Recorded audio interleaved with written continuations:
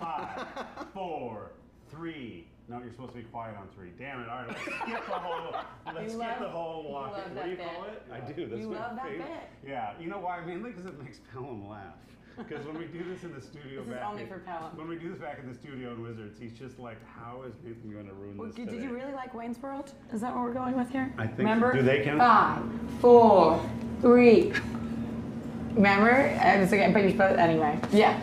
Now, does anyone actually do that anymore? Because you've, per se, worked on some shows here and there. Where they count you in? It's, but I don't know. They go, and I think they do. I can't remember in like on the talk or something what they did. I mean, someone was all of a sudden like for the audience, but I don't. We need an applause sign. Can we get an applause sign for tomorrow? I'm working on it. It's going to be in that theme of that D&D. Well, hello everyone. As you know, 12 people watch us regularly. I love the 12 on here, and so I'm Nathan Stewart, the head of Dungeons and Dragons. This is my Kelen Coleman, straight man for the day, Kelen Coleman. She's gonna keep it real. Actress and D&D player. Yes, and also resident historian. She actually knows all the history about San Diego. Sure. And on the couch here, I'll let you guys introduce yourself, but this is Benny and Lou, but go ahead and tell them who you are and what's going on. A Comicstorian. Comicstorian. I play Dungeons and Dragons a lot with my team, and while I was in the military. All right. And I'm here with Extra Life, and Oh yeah, I'm Lou with Extra Life, a community manager for Extra Life at Children's Miracle Network Hospitals, and I've been playing Dungeons and Dragons with the same group of guys and gals for over 20 years now. Oh wow, that's amazing. You're no longer a historian, he's a historian. that is a right, is it I'm one out. campaign? Well, it's multiple out. campaigns, but they overlap each other. That's amazing. Yeah, that's cool. That's a pretty good tenure. Yeah. So you guys did not show up last night. You didn't come over and hang out. We had some. Did you invite them? I don't. Well, I mean, Helen was actually the inviter. I found out an hour ago through Twitter that I was supposed to be here with you guys, so I'm super glad. so you're talking to me. I didn't even get an invite to do anything yesterday. Oh, okay, well, you know what? We'll just swag you up before you leave. Okay, I appreciate Yeah, that. we'll give you some I'm just dice. walking around San Diego. I'm like, oh, I gotta be somewhere. I gotta go. Well, we did have fun last night. We had some. We had fun. My voice can tell you that. Yeah. It's gone. It's gone. The people from Battle Mage, we had people from Carlsbad come up and they brought us free beer. And told us about all the D&D games going on at their shop, at their brewery, It's their brewery, It's a brewery, and they play D&D on certain nights with like a bunch of different campaigns going on in one room. Yeah, and apparently the Great only beer. limiting factor for them is tables and chairs. Like they said, they like sign up, and then all of a sudden the new campaign will like close out in like 20 minutes. And like if we had more tables, we would have more people. I feel like we're gonna end up bringing some people there and playing. Oh, you think more people are gonna go? We're gonna go. We're gonna go. Oh, I know Girls Got Glory is gonna go, and we're gonna have a girls' night out. But we're gonna play D&D. Well, let me tell you. Can I get that invite to go play D&D with you guys? Yes. Okay. Are you LA? Where are you? I'm actually in Colorado, but I go to LA a lot. Okay. Colorado. Colorado. Let's go. Colorado. Colorado's great. Are you Boulder or where are you? A little north, Fort Collins. Okay, nice. Have you guys seen Girls Guts Glory ever? So she plays in an all D&D group, and it's her and a bunch of other actresses, and they all play, and so it's great because they do the voices. But they only started playing a couple of years ago, and they, like all good D&D players, play so little D&D and just drink a lot of beer and talk. No, we don't. We actually don't drink. I think Bullshit. when we play, however, I feel like I was the first one that was like, when we started, we were drinking wine. On streams, we don't, except for when we maybe first started, I was like, well, I guess in their first studio, there was some libations. Or dragon's blood. Well, I have played with them in their home games and whatnot, and I promise you there was plenty of That sounds like my bourbon, games, right? wine, beer, like the whole thing. And then their dungeon master, Kelly Lynn, she actually built her own table with the cool like big monitor inset in it, so you can. Nice. Yeah, it's pretty slick. So you can't do much worse than that, huh? Nah, bunch of cute-ish girls. They're all very cute. I'll just give me cute-ish. I can keep myself cute, but I can give myself cute-ish and all of them cute. Yeah, it's an attractive. You know what? No, bunch. It's a be fun proud of bunch. yourself, women. Nice. Say you're cute. I'm cute. Absolutely. It sounds like you're having like an internal monologue battle with yourself. often do. I don't want to say I'm too cute, but I feel I'm cute. And I'll have The an internal character she's monologue. playing right now in the current campaign is like schizophrenic. Maybe There's that's like I have 5 personalities. different characters because I can pick one. Yeah. so you're just doing that right now. Yeah, this is all character work. Yeah.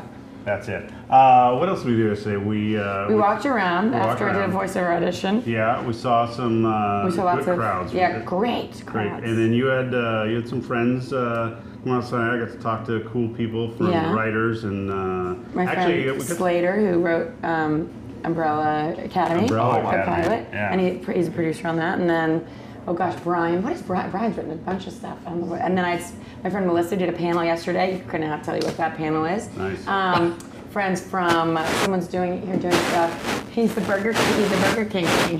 He's the king? Yeah. The king. So he's doing stuff for, I forget who it's with. And then someone from Warner Brothers came, who actually is head of marketing, and he remembered me from Warner Brothers Academy, where they sent you, like if you're on a new show, they sent you, and it was just girls this first year, and it was like they send you and teach you how to do social media to be on one of the shows and stuff. Nice. So he's like, whoa. Scott was his name. He was a cool guy. Scott, very good guy. Anyway, lots of cool people. We had fun stuff. Everyone had Actor fun. friends later. Saw Kelly and Erica from Girls Guts Glory. Had lots of fun. We're gonna keep it going today. Yeah. Taking a lot more videos because I had to do some work, but taking a lot more, hopefully videos, and I'm gonna post one from the party last night, but videos and pictures and hijinks. I think we're going to try and sync over to the IMDb boat today because it's a boat. And they'll let me on because I'm on IMDb, right? Right, Is that how you get it? If you're in IMDb, like it's a club. I think it's an IMDb It's a club. Yeah, so. You've got to be on IMDb. Are you on IMDb? They don't do YouTubers too often. Really? No. No, not until you get in something beyond it. Oh. But I just do YouTube. But you've got like 2 million So far. subscribers. 2.2 now. 2 point. Let's not understate what I have. Okay, please don't undersell Don't me. call him cute-ish. Call him full cute. I am full cute. As far as like YouTube subscribers, he does all. He has all. You're cute with subscribers. I'm cute with subscribers. But so it's Comicstorian. Yes. But realistically, what you're doing is like old radio like dramas. Like you're acting out comics. Yeah, no, I've got like my Batman voice, and I'll have the narration voice. My Batman voice. I'm Batman.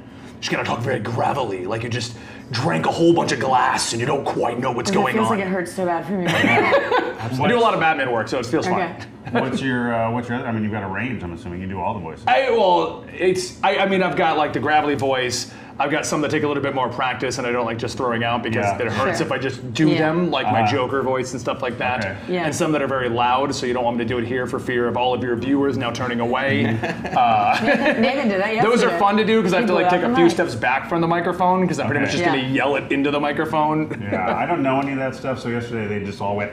And like, what were you screaming? It was loud. I don't know. I think I was teaching the whistle, like for your mom. Oh, you whistled. You know, when you call the kids back to dinner. Like I mean, that'd be cool if I could do that one, like a dog whistle. Yeah. It was very loud. So you learned to do all the voice stuff in the Army. This is when you were deployed. They basically said, "Here, learn how to do voices." Kind of. So when I was in the military, I did infantry first, and then towards the end of my towards the end of doing when I went to Iraq and everything, they let me reclass, and I went over to preventive medicine. And preventive medicine is basically the guy that checks all the food, makes sure everything's safe, checks to make sure you have no diseases, and if you do, where did you get it, that kind of a thing. But one of the big things we do is we do public speaking. And so I learned tricks from my dad who does public speaking of basically changing up your voice to wake up people who are falling asleep in your class. Oh, I should try that on the street. Exactly. Like, I'm speaking very monotone, but how are you doing today? Nice. See, and that snaps people awake. Voice. Mr. Movie Phone. Do you know the movie phone? The movie phone guy? Yeah. Hello, and thank you for that. Hello, and thank you for calling Movie Phone. Your showings tonight for... So movie phone guy is just anyone doing an announcer voice. Yeah, basically. Pretty much. Welcome to the D&D stream. You're just doing an announcer voice. You were like, no, it's movie phone. I'm like, I feel like it's just everybody doing this. Everything has to be kind of like in an upbeat. You must always be speaking this way. Yes. You'll get the whole seat, but you'll only need the edge. What's that from? He always does Monster this. Truck stuff. What was that one? That was like, I don't know. Sunday. It's funny how you're taller than me when we sit down because I'm only legs. Look how much taller he is. Should we sit up? Should we stand up?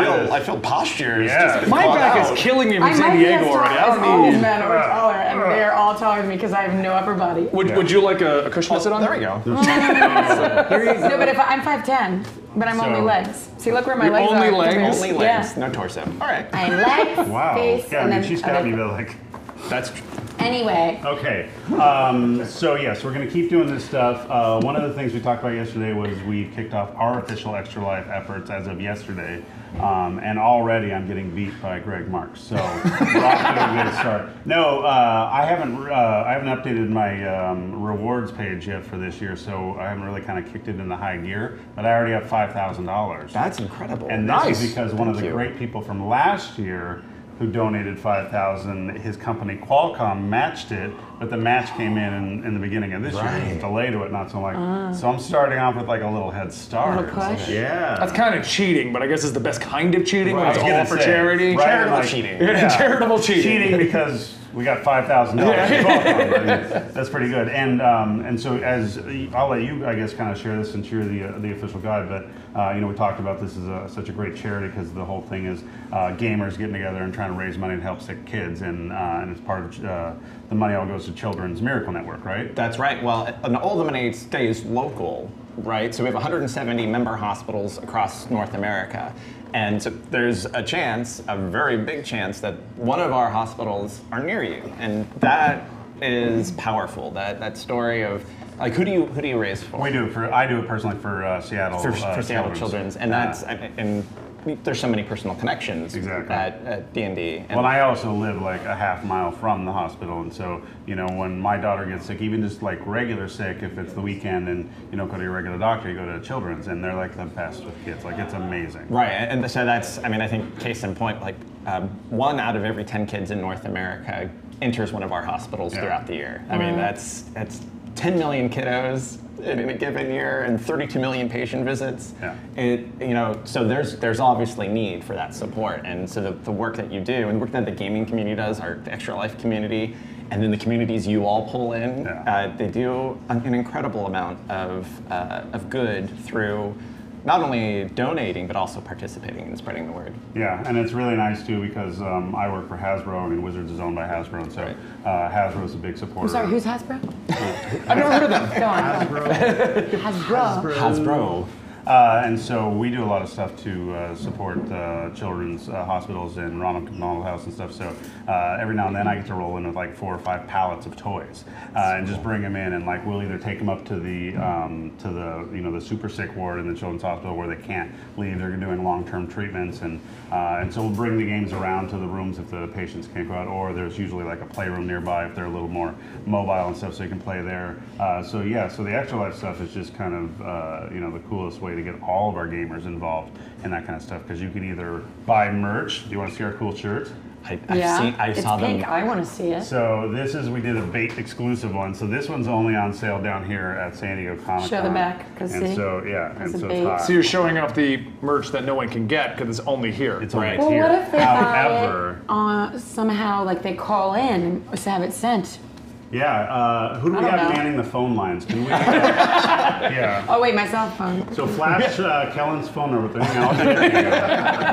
And if you call now, so you can get these designs on the regular. You just don't get them. You don't get back. Okay. So this is so the shirt I'm showing you. And so this is from our latest adventure. So this is Lulu, and she will follow you around down in hell and kind of be your little guide to hell. But she's super cute and has a little demon, so that's fun. And then be a hero, play D&D for the kids. That's amazing. I love that. So you can. We told them basically, number one, if you just want to buy some stuff, well, that starts. Number two, you can obviously, donate through any of the people's pages that have there, or play in games with those pages. Or if you want to be a real hero, then you can jump in and start your own page. Absolutely. And do that. And so we have a lot of people on the staff. It's nice that me, Mike Merrills. I'm trying to think. Tito has done. Greg Tito, one of our one of our PR managers in the past, has done a lot of stuff. And then Emmy does all the designs for this. Almost everybody on the team plays on the game day and trying to get it in. But our community in general. I mean, the guy who's leading our stuff is Greg Marks, one of our community managers. He does does Adventure League stuff, and yeah, he's been raising on average like $25,000 a year. Oh, that's incredible. Yeah, I know How did it start again? How did Extra Life become a thing? Sure. So just over 11 years ago, the founder met one of the kids in the hospital, Victoria Enman, and they became friends because he was in the hospital for one of our other programs at Children's Miracle Network Hospitals through a radiothon. But he met Victoria, saw that she was in the hospital. She had cancer, and he was a gamer, and so he saw like, hey, these kids need an opportunity to play games, kind of like you were bringing the toys into the hospital. So he had a podcast called Sarcastic Gamer. And so he called out his community, and he said, we want to do something for Texas Children's Hospital, and we want to get toys to these kids, but specifically as for Victoria. But so many toys showed up that they're like, oh my gosh, let's give all the toys to all the kids in the hospital. So from that, we saw the power of what the gaming community can do, that their passion and their desire to do good.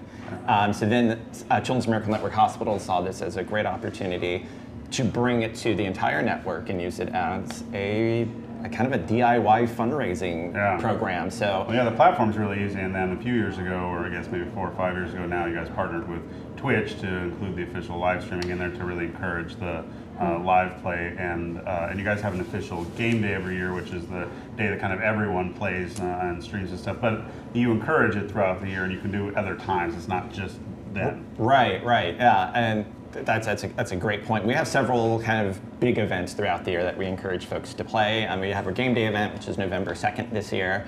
But we also have a tabletop appreciation weekend that's coming up in August. It's August 24th and 25th, where we encourage people to get in real space, if you can, to play D&D, to play the current hotness on tabletop. Or Magic. We like to promote Magic too. Magic. Yeah. Do you guys have anything to do with that? Magic the Gathering? Yeah. Totally. They're kind of a big deal. It's just a little thing you do. It's a little thing we do. Yeah. You're hoping it catches on. Yeah, Magic is 25 years old now. I think it's safely called. I know. I think.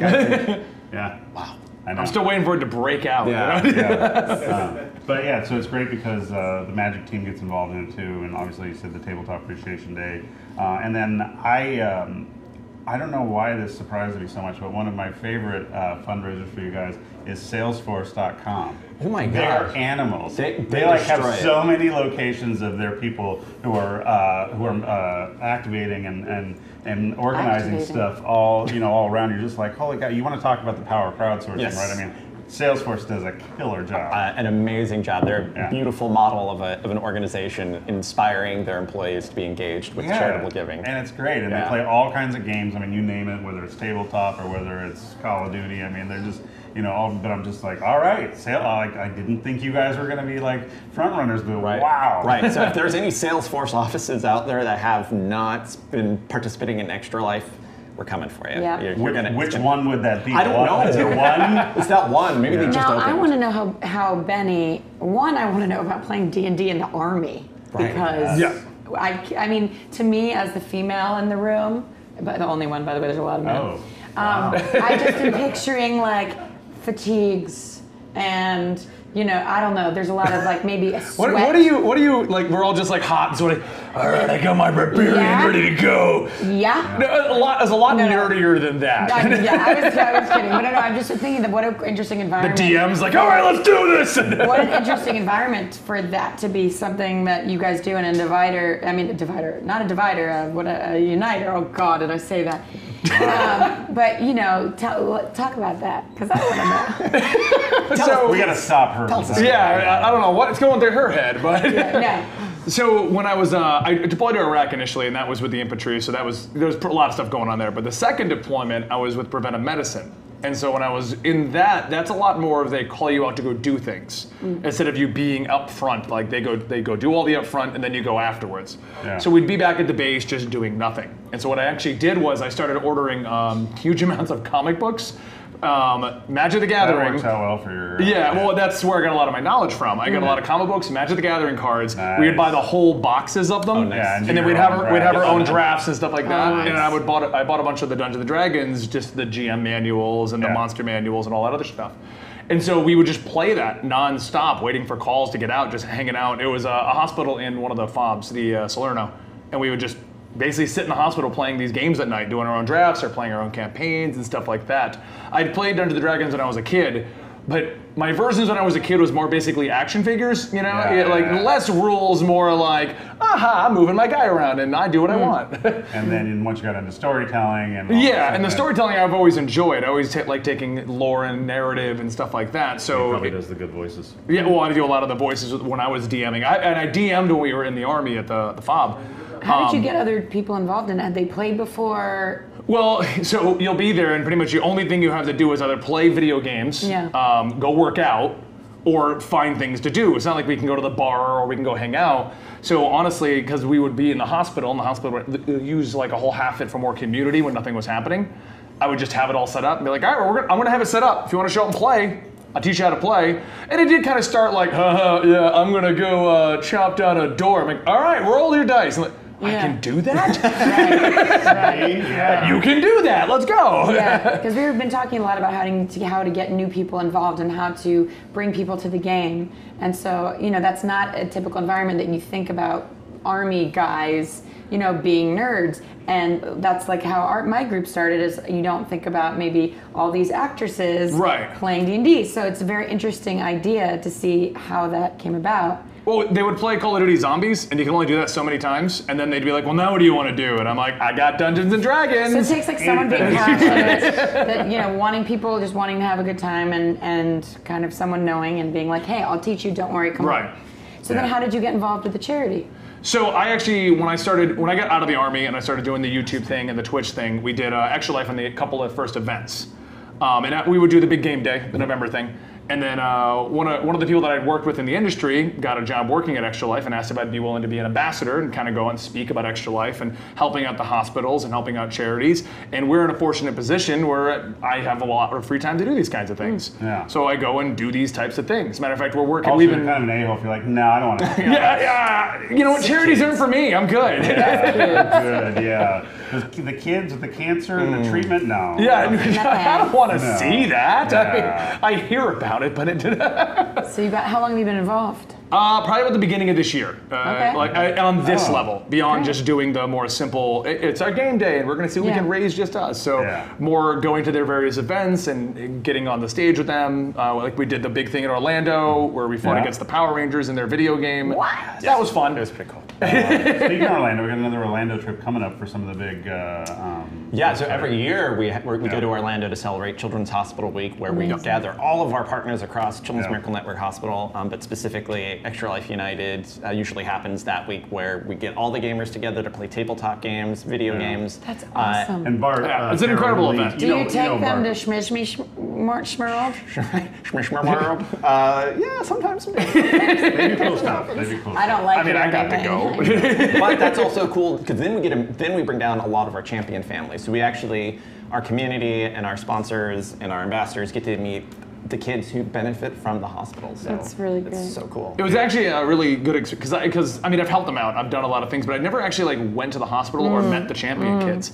So when I went to the Orlando situation and I met a lot of these kids, it kind of it reinvigorated my whole idea of really trying to help out. Because it's one thing to come to you and be like, hey, do you want to help out charity? And you're like, yeah, we'll do a little drive and stuff like that. But it's another thing to actually meet the kids and see what they're going through. A lot of people like to come to me and be like, oh, real. Yeah, a lot of people like to come to me and go, well, you went to Iraq, you went to Afghanistan, thank you. And I'm like, well, it's really nothing, because what these kids go through is incredible compared. Just the strength that they need to get through all of these things, it pales into comparison to what I thought I would. I was in the military, I'm rough and tough. No, these kids got me beat easy. Right. And at such a young age, half of them get hit that you're just like, just it. How are you even able to handle it? And you're so grown up about it. Yeah, right? like when I was overseas, I was 25.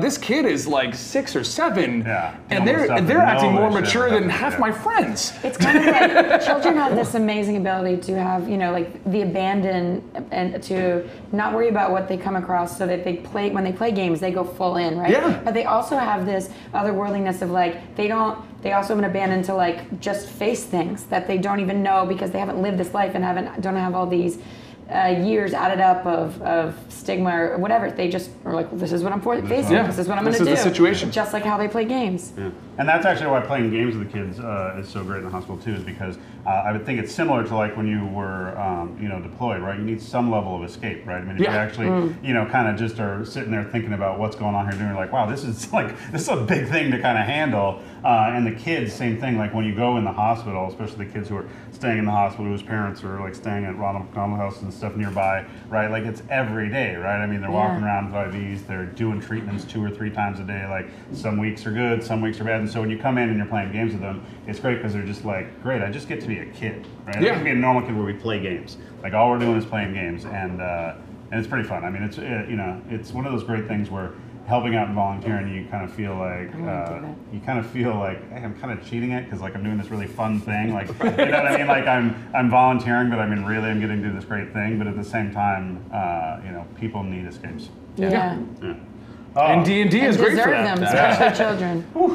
Getting a little deeper than yesterday, is. I know. Deeper than yesterday? Yeah, I feel like it.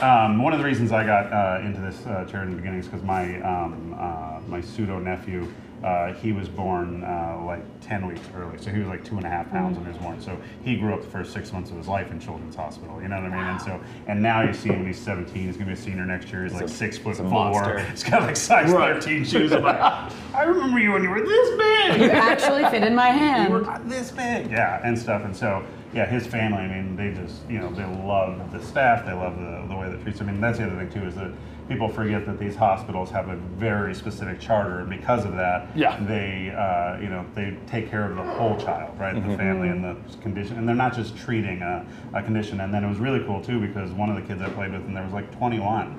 He flew back in from Salt Lake, and I'm like, don't take this the wrong way, but you're kind of a big kid. And he goes, no, when you come in and you get treated for a children's illness, you're a patient for the whole time. Right. Really? Yeah. And so so even he moved away, he wasn't in the area anymore and stuff, but he would come back for his regular cancer checkups and treatments and stuff, and even at 21, because again, they treat the whole patient. It's not like, oh, you got a broken leg, oh, patch you up, get out, see you later. It's not like triage. Yeah. You know Well, what I mean? they get to know the doctors, they get to know their caretakers and stuff like that. I just went through with Colorado Children's Hospital.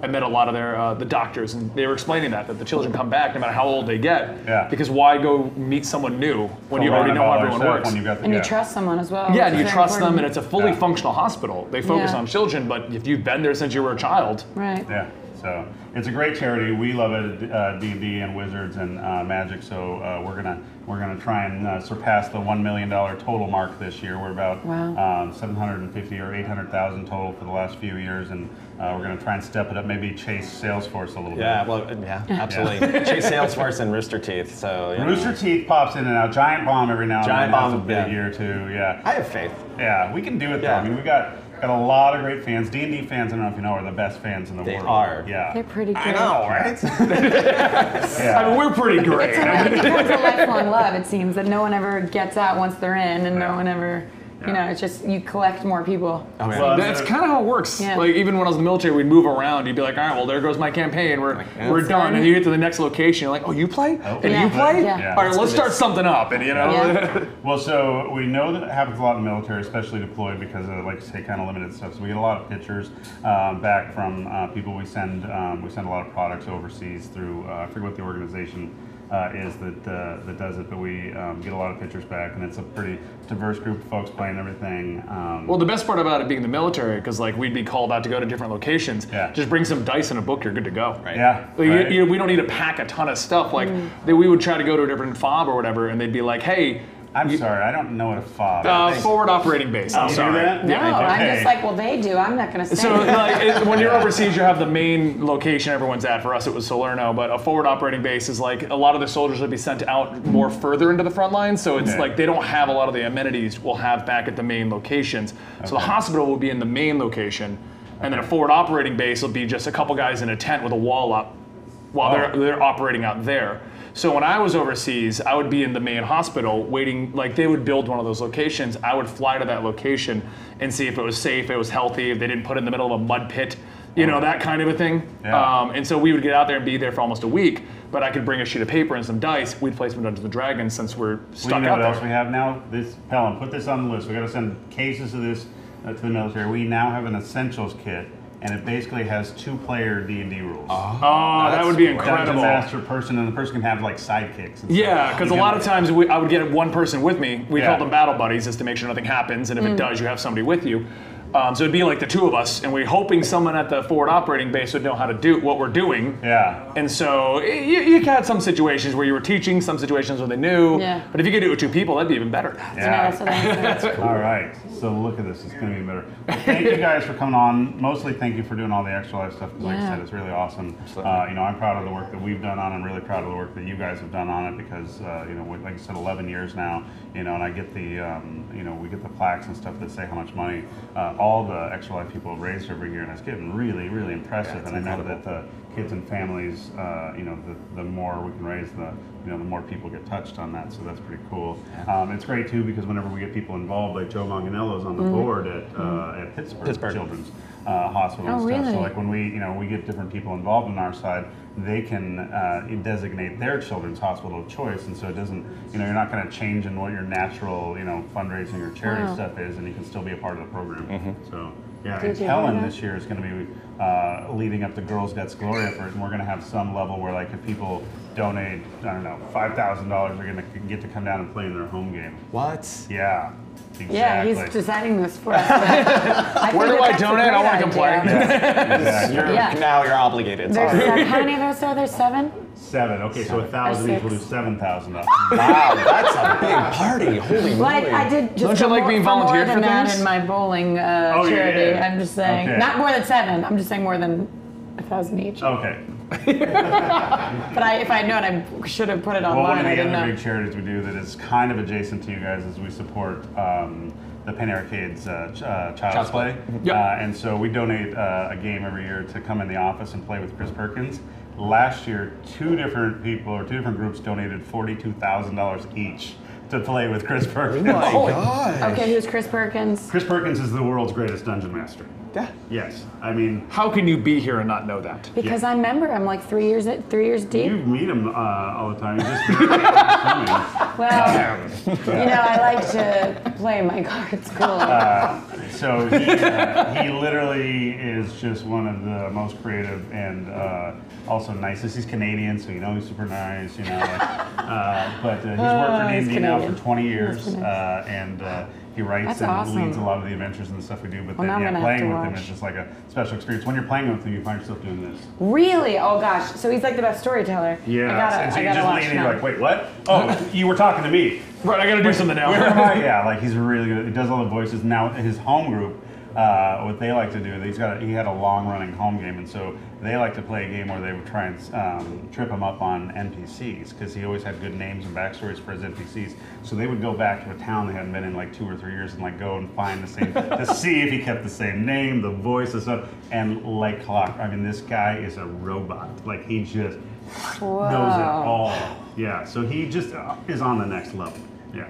That's incredible. 'Cause, like, 42,000 each? Yes. Yeah. that's incredible. I'll do my stories for the comic books, and Yeah. like within a week, I'll forget the voice I used the previous week. I Yeah. gotta go watch my other video and be like, what did I do? You know, I think some brains are just wired in really unique ways, and he's a Yeah. fun, special dude in his creativity. He made like the Essentials kit. Like, you know, we kind of tasked him with coming up with some new player-friendly stuff and kind of how to make it so you could, you know, do it with less than 5 or whatnot. And so, like, he goes off in a very short time period and comes back with these mechanics for the Essentials kit that you're just like, that is awesome, that's amazing. One time on vacation, he wrote like a whole adventure, and I'm like, Chris, you gotta start vacationing. Like, you cannot just work all the time. Like, if you burn out, like if you just literally, your battery goes dead, like I don't know how to replace you.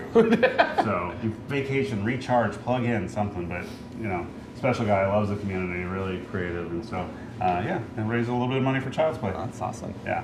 All right, so we will let you get out of here because you got a bunch of panels and stuff to do, right? Yes. And Yeah. you're going to go raise So a bunch exciting. of money and get other people involved Absolutely. in Extra Life, Yeah. right? And what is the Extra Life slogan? Play games, save kids, what? Play games, heal kids. Heal kids, yes. I love So- that. I know, right? Yeah. So everyone watching, probably lots of you guys are donators to Extra Life because we've got a great community, and a lot of you have donated through my page or Greg's page or the different ones. So thank you, and keep it up. All right? Absolutely. Yeah. Thank you. All right. And go Thank where you, are your guys. panels at today?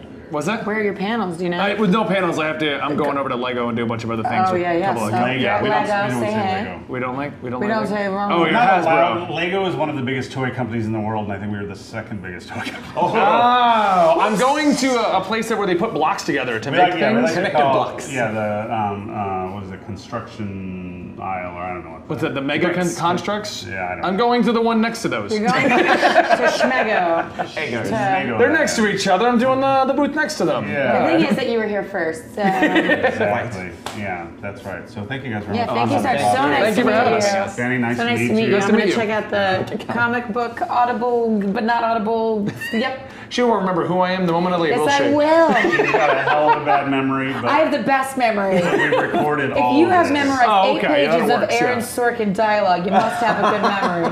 Wow, now she's pulling out the names like She I'm supposed is. to know who Aaron Sorkin is. Who's that? By the way, there was this show that Aaron Sorkin did, Newsroom. It was amazing. Have you ever seen it? Oh, I have, actually. Yeah. Thank How was you. the last episode? Which season? Season 2. Oh, I was on season 2. I don't know about season 3. That was the last. That was the last Because I episode. didn't watch it. All right. Okay, it was great. Awesome. All It right, was so great. thank you guys I made very a much. picture. You're free to tell them you want to swag them up with some stuff. Yeah, all right. And then Kelen. See, I was hoping we'd all just play a campaign for the next 5 hours. That'd be cool. we could. It gets really hot up here if we do that. It has to Just go get hot. downstairs. Oh, okay. Yeah, all right. we had the Girls Cuts Glory do it last year up here, did. and honestly, I mean, at the end of the day, it was just like a puddle on the ground from the sweat. I mean, like, None of us were sweating. I think it was only the only you the guys. brutes. Well, They're you know, dying back As there. we've heard, there is not much ventilation over there, and that's a lot of equipment. I'm in a room with 9 men. It's Kellen and 9 men. That's a show in itself. Is that the new sitcom you're running? Kelen and Oh, I you know. I feel like that works. That's gonna I be feel like really that's my tough. life normally. Yeah. Oh. Hey. All right. Cool. Well, So we have a good thing going we here. will let you guys bounce and grab some stuff. And, Yes. Thanks, guys. All right. All So right. nice to Thank meet you. appreciate it. Now you have to fend for yourself.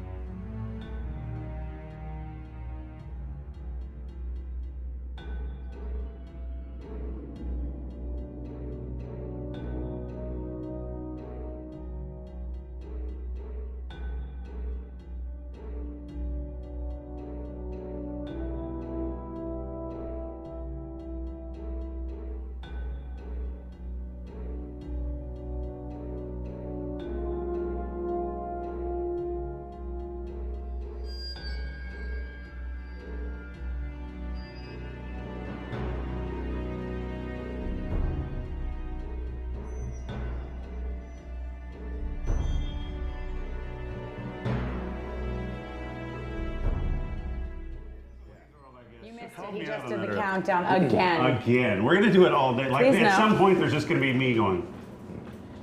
All right, we're back. Did we even turn the cameras off? Like, was it off? Did people hear all the banter?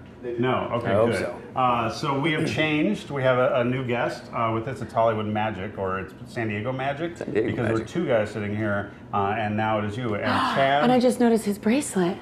Look, it has a D20 on it. That's pretty cool. Did you make it? You know, there's a great voiceover actress named Tara Sands, who makes a lot of really fun, nerdy, geeky sort of jewelry and accessories. And I saw one of these D20 bracelets, and I just had to have three. And I've also gifted several others. So you doing different colors to match with your? I have options for sure. Yeah, options are good, right? Yeah. Okay, so Chad, what is your full name? I don't think I caught it. Chad Michael Colllins. Yeah. Chad Good Michael triple what? name power. Chad Michael Colllins. Yes. Wow, that's usually related. I mean, that's my SAG name. That's really related usually to the like shooters, right? Like a little bit. Try to assassinate presidents. Yeah, I mean, great. Yeah. Calling him assassin. Well, no, I mean, for a good cause. I don't know if you know this, but that's kind of his jam. Like he. Oh no! What? Yeah. Like, wait. Yeah. Okay, hopefully not assassinating people. Pretend jam. Pretend jam. Pretend so jam. I'm assuming some sort of. Can I? Yeah. Do people know what your? They do. Can we talk about it? It is public. It is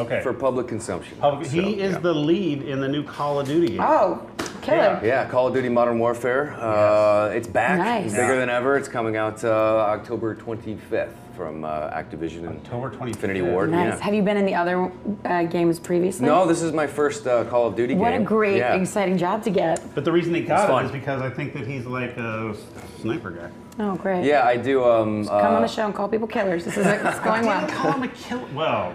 He's a lady killer. Hey-oh. I'm assuming. That's not what we're here to talk about. We're not here to mom talk jokes for you. There you go. But I'm a military action franchise for Sony for the last 8-10 years called Sniper. Which is Tom Berenger, Billy Zane, a long-running action franchise. And I play the son of Tom Berenger, and I run around the world taking out bad guys from afar. Oh. Yeah, it's great. Never have to hit anything. It's and awesome. then did they approach you with this, or did you audition? Did you? Yeah, it was really, really fun. You know, they had done 3 movies back kind of in the 90s, and they shelved the franchise. And I had done a movie called Lake Placid 2 early in my career. My favorite movie. Yeah, so the Sony executive who was casting that and producing that, he thought I was kind of a ringer for a young Tom Berenger. So a few years later, he thought of me, and we kind of rebooted that Sniper franchise. And I think we might go off and shoot the 5th one that I'll be a part of this fall. Wow. So we'll see. We'll see. I think that I'm pulling this stuff out of my ass. Like, I actually read one thing last night about that. I'm very proud of you. He read my resume. It's like 3 lines long. He did his homework. Impressive. No, but like you look them up and it's just like, you know, like shooting, sniping, military. So are you actually good at, gun range? I grew up, hunting and fishing and I grew up in upstate New York, a very small town, so I was always very comfortable with guns and properly trained and shown the ropes even at a young age. So it's fun. Honestly, acting never occurred to me till I moved to Los Angeles, and I just kind of fell into it. But I grew up obsessed with GI Joes and soldiers and stuff like that. So if soldiers are my kind of typecast, I will take it all day long. And I've been lucky enough to do mostly those roles. So you know what's funny though is that this game could potentially be seen by more people than most movies get seen by, right? I mean, like, what's the last Call of Duty? 30 million plus? Yeah, I was curious, to look how, and it's been, 2011 was the last Modern Warfare 3, and I think it sold like 31 million copies worldwide. Oh my gosh. Yeah, and so you know how you go to a movie and you watch it for like 2 or 3 hours, like, kids playing this will play for like 150 kids and adults. I mean, how many adults do you know? My brother is obsessed. I'm sure he's going to be very excited. He's obsessed with all of that. Actually, my wife is probably trolling us on the stream right now, and she plays the Call of Duties. Does she? She totally does. It's cooler every day. I'm like playing Skyrim, and she's playing Call of Duty, and then she's like, "I'll try your Skyrim game," and she's like, "Yeah, no, it's not enough guns." But she plays the whole story thing, and she likes to get she's a completist. She likes to get all the intel. You know, when you go around and you're getting the briefcases, the intel stuff. So like she's going through, and I'm like, "There's a guy shooting." She's like, "Hang on, I think I see something over here." This Halliburton case is worth it. Oh, listen to it. I see it. Trust me. Trust me. Trust me. So do you play D&D on the regular? I do. I do. Yeah, Yes. your next guest, Doug Pascoe, my good friend and producing partner, we started up a game together last year, and so we've been kind of rock and rolling with a bunch of our industry friends, which has been a lot of fun. I Are have you not guys doing been a invited homebrew or are yet, you doing a but- Ravenloft? We're going, we're going OG. We're doing Lost Minds. This is the one that for all the beginning players. Yes. So we had a few beginning players starting out with us and stuff, Okay. and I'm relatively new. I grew up, like I said before, I grew up in a very small town, so it's kind of hard to get a band of friends together to go on D&D adventures when you're in a population of 2,500. Yeah. So, but I was such a nerd and so obsessed with it that I read all the Forgotten Realms books, Tannis Half-Elven, all those heroes from those books. I played, we were talking last night, I played all the old Baldur's Gate games for PC. Yes. I replayed them all last year. Getting ready for because they've been Baldur's Gate retrofitted 3. for the new Windows operating systems. So I've been a huge Dungeons & Dragons nerd without actually having a chance to play it up until like last year. Well, That's exciting. Yeah, though. it's fun. Funny you say on the Finally. Baldur's Gate one because in the 90s, like more people probably came into Dungeons and Dragons through the Baldur's Gate video games than at that time, kind of during the role playing because the video games kind of went up and the thing. But now we're getting into this perfect balance where like all of it's clicking. Like we've got tons of new tabletop fans coming in. One feeds the other. Doing the Baldur's Gate 3 and they do the Divinity series, an amazing job on that. So so it's like going to be all right. We've got 3 million new tabletop fans, 5 million new. It's PC choose your own games. adventures. You want the video game version, you want the pencils and paper version. I love it. Options are good. Yeah. Oh wow. See, we've got back to the options are really good. I mean, Yeah, I like have that. to. He's a professional. You guys are good at this. Yeah, you guys should think about doing this professionally. Okay. Yeah. So, do you DM or who DMs? We have our DM is a awesome dude named Davey Perez, who's a staff writer on Supernatural. Does he do the And voices? so he loves his Supernatural's voices. still on, right? He loves his voices. Yeah, last season, 16 years, I believe. Wow. Yeah. How come you didn't get on that show? Well, listen, we'll talk about that later. Yeah. She wants to be She-Hulk. Do I? Well, someone told me, and I was very Yeah. offended at first. I was like, "Listen, what are you saying about me?" And then Saying they you look like a explained green. that she's not actually like Yeah. giant. She's not She's disproportionate. very strong though. Yeah, and she's smart. She's an attorney. I know. She's very smart. Yeah. I'm into I it. read a lot of She-Hulk growing I'll be up. green.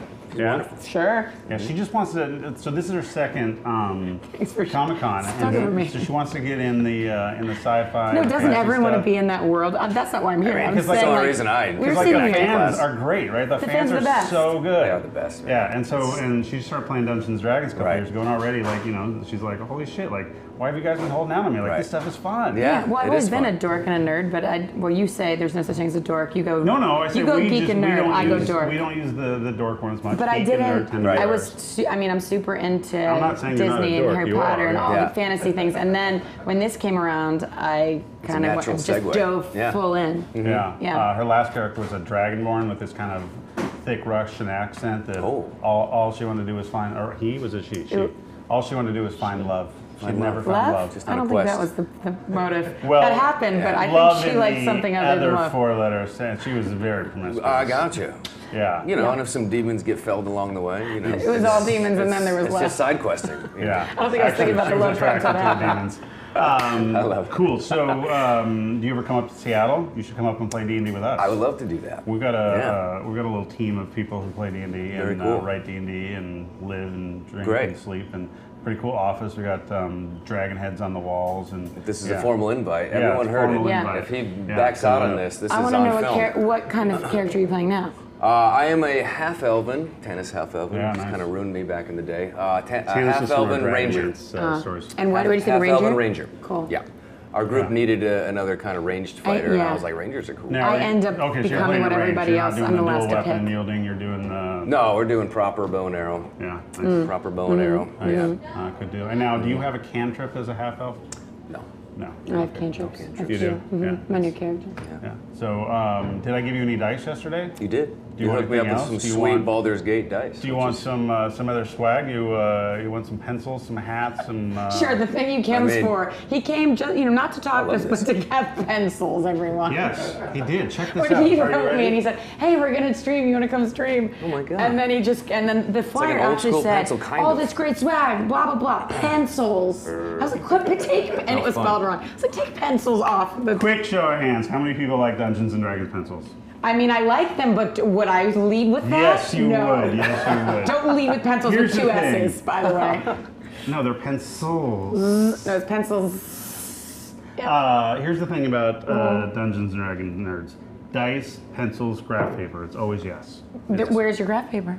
You know My what? graph paper? That's a good hunt. Your graph paper. So another hole that I I've. got nervous. Well, you know what? I blame Tito for that, right? I mean, Tito's in charge of buying all Oh, of I our don't want to swag. get someone who's not here in trouble. Just people who are here. Oh, no, we always blame Tito. There's actually a hashtag that trends called Blame Tito. Blame Tito. Yeah, and I didn't start that. That was started by our IT department. Okay. So he sources all the stickers and everything, and so there was a strict rule of no stickers on your computers. And when they kept refreshing them and they were coming back all stickered up with D&D stickers, they all just started blaming Tito. So then someone in the IT department made us blame Tito, and we started putting those on the computers. I met Tito down at E3 and he hooked me up with a sheet of stickers. See? They're all over my portfolio, you know, Yes. now holding my spell cards and everything. You did. You met Tito at spell E3. cards. I love this. Is such a weird, good community. I know. It is good. So weird. Very, very How's this good. going? So are you going to do more video games, or is this like... Yeah. Well, the thing about video games, especially this one being as big as it was, you know, you get the job, you have no idea what it is. Like you're on set and you're like, it's Call of Duty, shh. You sign all these NDAs, they're very secretive about it. So it was a thrill to learn that I was going to be stepping into such a big world, a big universe, you know, a long-established franchise. So I hope it leads to more video game work. It's some of the most fun I've ever had. Cool IPs there, you know. Yeah, I mean, they do okay. And I've been playing Warcraft for 12 years, and, you know, so the Which is Blizzard almost end the of beginning. things. I think they're 15 Diablo. years old, so yeah, you're like OG on that. So I'm, you know, video games have always been a part of my life, going back to Nintendo, and I still play tons of games. I go back retro all the time. You know, what about and board play games? You play board games? Yeah, I have, you know, Doug, who will be up next. We've gotten into Mansions of Madness. We played I think the Baldur's Gate game, or the Curse of Strahd board tabletop game as well. I believe that was the one we were playing The other Ravenloft week. board game? Ravenloft, exactly. Okay. Yeah. Also, you should get him to do Betrayal at Baldur's Gate sometime. That's a fun one. He has it, and we'll be queuing that up soon, I'm sure. Yeah, good stuff. I love this. You know what my favorite part about coming here and do these things like this is that we talk to everyone, and we've got all our great D&D stories, all our great geek stuff, and you're just like, there's no mold. You know what I mean? Like There everyone's is no different. mold. You know what I mean? The guy who was clearly. the guy who was sitting here before, you know, he did two tours overseas for the Army before he got into doing comic book stuff, and he loves D&D and was teaching people over there how to play D&D. In right? the FOBs. I love it. Yeah, and FOBs, the forward outpost. Operating base. Yeah. Operating base. A real soldier. We found out Yeah, stuff. not like one of these. Oh, No, fake now he's guys. a Comicstorian. Comic. No kidding. Yeah, he has He's like got 2 million. 2.2 million subscribers on YouTube. And YouTube. he basically- Unbelievable. He does like radio drama readings of like Of comic comics. stuff. Oh, fun. And does all the voices. That's Yeah. so great. So- Who would have guessed? I know, but I it's love just it. so fun, just the Yeah. kind of variety, huh? I mean, except for the one thing we got to mix up a little bit better is it's you and 9 dudes in the room. We got to get a couple more female players. I do not need to mix that up. No, I'm you're fine cool with that. Yeah. But lots of our people watching are actually, you know, thinking, hey, where's the... We're bringing girls. Where's We're that- getting. okay. That was her in-character response. No, I'm fine with it. I'm on the she hunt. plays in an all-girl game, so at her gotcha. table there's seven Yeah. ladies So you're at the table. perpetually frustrated with Well. every campaign. Okay. But she wasn't, because she was willing. She was a little bit. Oh, right? she was Yeah. free and loose. Gotcha. Yeah. Well, she was cool. Yeah, she was, you know, she was out there. Many It's a So fantasy characters. world. it's a too fantasy young. world. It's a fantasy world. Now she's playing a schizophrenic. I don't know if you're allowed to say gosh. schizophrenic, Okay, because I don't think that's a term anymore. not No, schizophrenic. sorry. Busy? You can't say split personality disorder anymore. So yeah, couldn't pick up a character, so I decided to do all. Why? Why can't I don't know. Kim Hidalgo told me I'm not allowed to say, or no, maybe it's Kelly. One of them said, I said, oh, I'm going to just have split personality disorder because I can't pick on the characters. I'm going to be all 5. And the funny thing is they all didn't get scared because they knew I could do it. But they just said, you can't say split personality disorder. All right. So I just said I have a So lot you're in dual, me. triple, quadruple class? You're just level 1 No, across I the board didn't go forever? that far. I didn't do all the different classes and Explain all the races or same everything. class. Gotcha. Because maybe that's the next time I do it. Right. But I do switch into 5 different voices, and they all have different personalities and different things going on. It's a tall order. Mil- I'm not brave enough to try that. Mel Brunks, not Mel Brooks, but Mel Brunks. That's Mel one of Brunks. them. Listen, it's a lot. It's fun. Yeah. That's the best part about D&D. Right. You know, our DM, Davey, what we were talking about, he loves, you know, he hates when his creatures go down, but when they go down, this is his time to shine. He gets out with I it. mean, everything's a headshot kill. Yeah. It just went out the side of his head and his eyes hanging out, and you bashed him over the head and his eye came out. It's always something to do with an With eye eye. coming That's out why I and a head caving in or exploding, and I'm like, I gotta That's a learn good how to shot. DM. That's a I good want shot. to do That's a it. nice shot. Well, I have a pastry chef. I have a baker who is pretty good with an arrow. And one time I just Named Ganache. took this guy out with like a long range arrow, and all you saw was this like poof of flour come out of his eye socket. Like it was amazing. The flower Oh, area. gosh, this is Yeah. so weird. This Yeah, is- I know. You're like, what So the hell weird. is going on? All right. Well, funny. let's let Doug come in and tell us what else you're doing. You want to? So Cool. You want me to slide down Yeah, Andy slide Richter on style? over. I'll Andy Richter this. All so right. excited Doug. for you. That's really great. That's, I mean, that's a big deal. All Thank right. you. Come on. So you guys play in a game together weekly? Yep. Hi. We try to make it weekly. Yes. Oh, we're supposed to do this. Everyone, this is We're Mr. pretending Doug it's real. Pascoe, Right. who has been playing for quite some time. He's a big true. Ravenloft fan. I am a very big Ravenloft fan. And also, you work in the Hollywood sphere as well. What's the show that you're doing now? The current show is The Outpost on the CW, and Yeah. we just rolled into season 2. It's the second episode aired yesterday, so Check it out. Nice. Really Check it out, excited. everyone. Gotta watch it. She has filmed a show in Sofia. Really? You didn't see her Lifetime special? You didn't see. It's not a special. It's 3 movies that we're doing. It's a New York Times bestselling author. It's 3 of her books. Oh, and fantastic. so yet Sofia, listen, Bulgaria. In Yeah. Sofia, Bulgaria. I've we been 5 shot. times on I was this. gonna say, he's We will filmed a talk ton. about that later. I I'm can't happy believe to. you went. Listen, I love the people. I love the people in Sofia, Bulgaria. We went to Serbia. We went to Serbia, Oh. so nearby, but not Oh, quite okay. to Bulgaria. How was that? I mean, the show looks amazing. I mean, I loved filming the first season in Utah. It was fantastic. Yeah. With beautiful landscapes to work with. Yeah. But you go to Serbia and there's real castles. Yeah. Oh, And see. Yeah. so it's like, well, okay, so Yeah, a little bit better. And it's worth mentioning, fans of Dungeons and Dragons, people who Like are into castles. the medieval fantasy things. Oh, the it's medieval Outpost- fantasy. Well, the Outpost is a great show because it is medieval fantasy. You've got an elf character, and you've got knights, you've got swords, What is it shields. She's about? not officially elf. Well, What is it Outpost you'll see. about? She's a black Yeah. blood. You'll see. What is that post about? Sort of elf. It's about our lead actress plays Talon, and she's coming. Originally in the first season, she came to the Outpost to find out what happened to her family. Like her whole people were wiped out, and it has since unfolded in very interesting ways. And there's demons and portals and all And it sorts. just came out. This is season 2. This is season 2? Yeah. Where have I been? I don't know. You gotta go catch In up. Sofia, Bulgaria. Yeah, that's true. You're probably over. Valentine With was it? only one, very Valentine. Very Valentine. Only one And Valentine was the name one of the channel company, which right? had English, which was National Geographic or Animal Planet. A lot of That's a Steve good channel. Irwin. That's a good channel. Nice, Yeah. nice. I like it. I like it. So that's you very cool. wrangle a group of D&D. Have you been playing for a long time with this group, a long time with other groups? This group is new. I just moved officially to LA in February, so this is where we got this Where did you group live going. before that? Well, we were filming Utah, so I was out in Utah Okay. for a couple of years. We did some independent features and the first season of the show out there. So, Nice. and then East Coast for me. I I'm East bizarrely, coincidentally grew up 40 miles from this guy in upstate New York. I grew up in Albany. He grew up in State New York. Where are you? Where, Harry. yeah, Where where were in you New at? York? Straight. Where Could is have it? played D. I could have come down and played Yeah. D&D. 40 I was minutes. looking for friends. Where in New York? It's a small town called Canajoharie, New York. Canajoharie. Exactly, Population exactly. 2,500. Yeah. Wow. My dad's from like a How many- 1500s, so I get it. How many One- kids one were in your high stoplight. school? I think I graduated 96, 98 kids, and we were one of the bigger classes. You were That's 98 huge. kids? Wow. I was 98, 45 kids in my Okay. Yeah. All right. Graduating You were class the winner. 45. Yeah. We were a small fishing village. Yeah.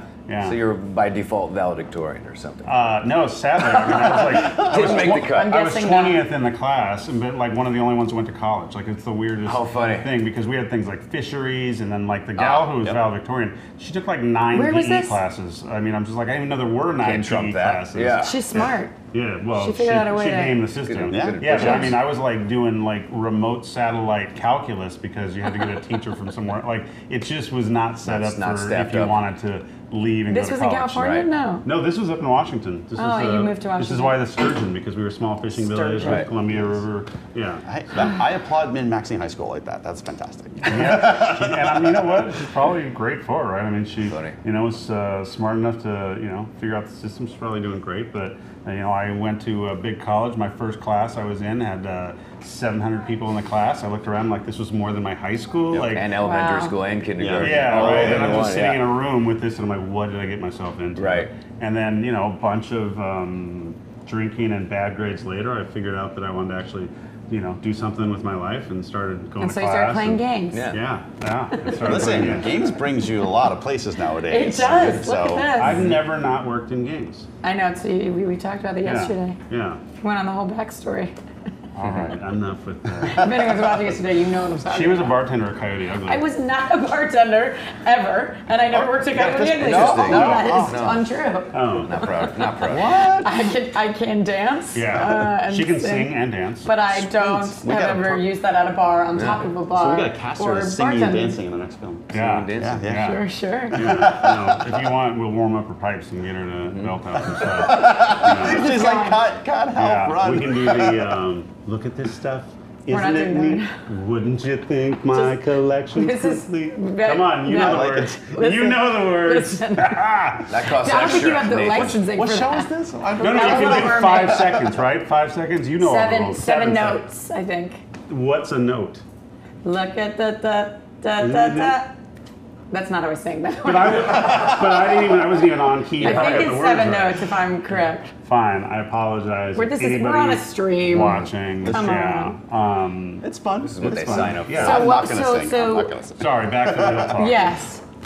Wow. I have to keep it I in. told you, she's the straight man on this. It's true. It's Yeah. true. I didn't believe you, but it's actually true. Yeah. No, You're a she's troublemaker. She's like, you're supposed to be professional at this. I'm like, no. I This can is never like say all the that. people watching right here, these are like our friends. I love Like, how he makes up yeah, things. I pretty much do. I mean, anybody who's been in meetings with me knows that, yeah, I'm like factual like maybe 25% of the time. But you design games. That you're supposed to make stuff I up. also work in Yeah. Dungeons and Dragons, which is basically like the giantest storytelling brand out He likes there. to live in and play in a fantasy world. Hold on. Like, that's all of us. We all make Yeah, produce you guys fake- make believe for a living. I have to make spreadsheets and PowerPoints with my fantasy. Okay? Yeah. You ever try and make a PowerPoint fun? No, it's not easy. Yeah, Excel. Yeah, I've got some really creative formulas. Like, what is that? Send them That's over, I'll boring. take a look. The higher you go up in business, the more you actually just are in board meetings and PowerPoints.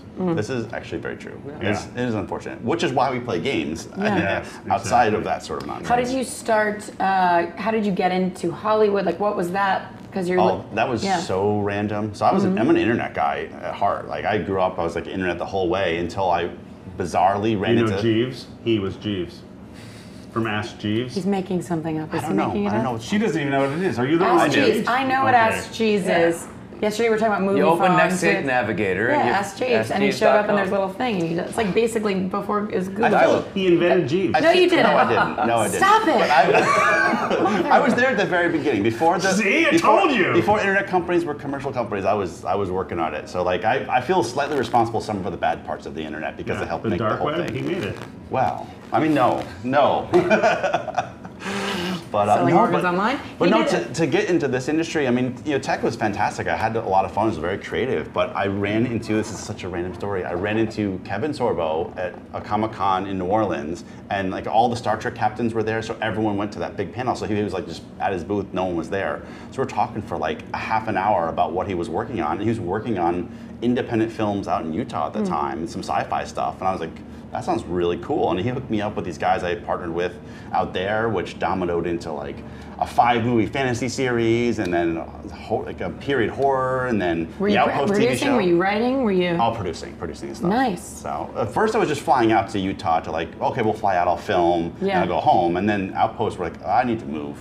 I sold my house in New Jersey, picked up, flew out there, and that was Wow. super fun. That was super fun. I Now, loved were it. you down south by all the really cool outdoor stuff, or were you up in like Provo? St. George. Oh, Provo, yeah. Yeah. Well, we went to places like St. George and stuff for filming. Yeah, but, Moab.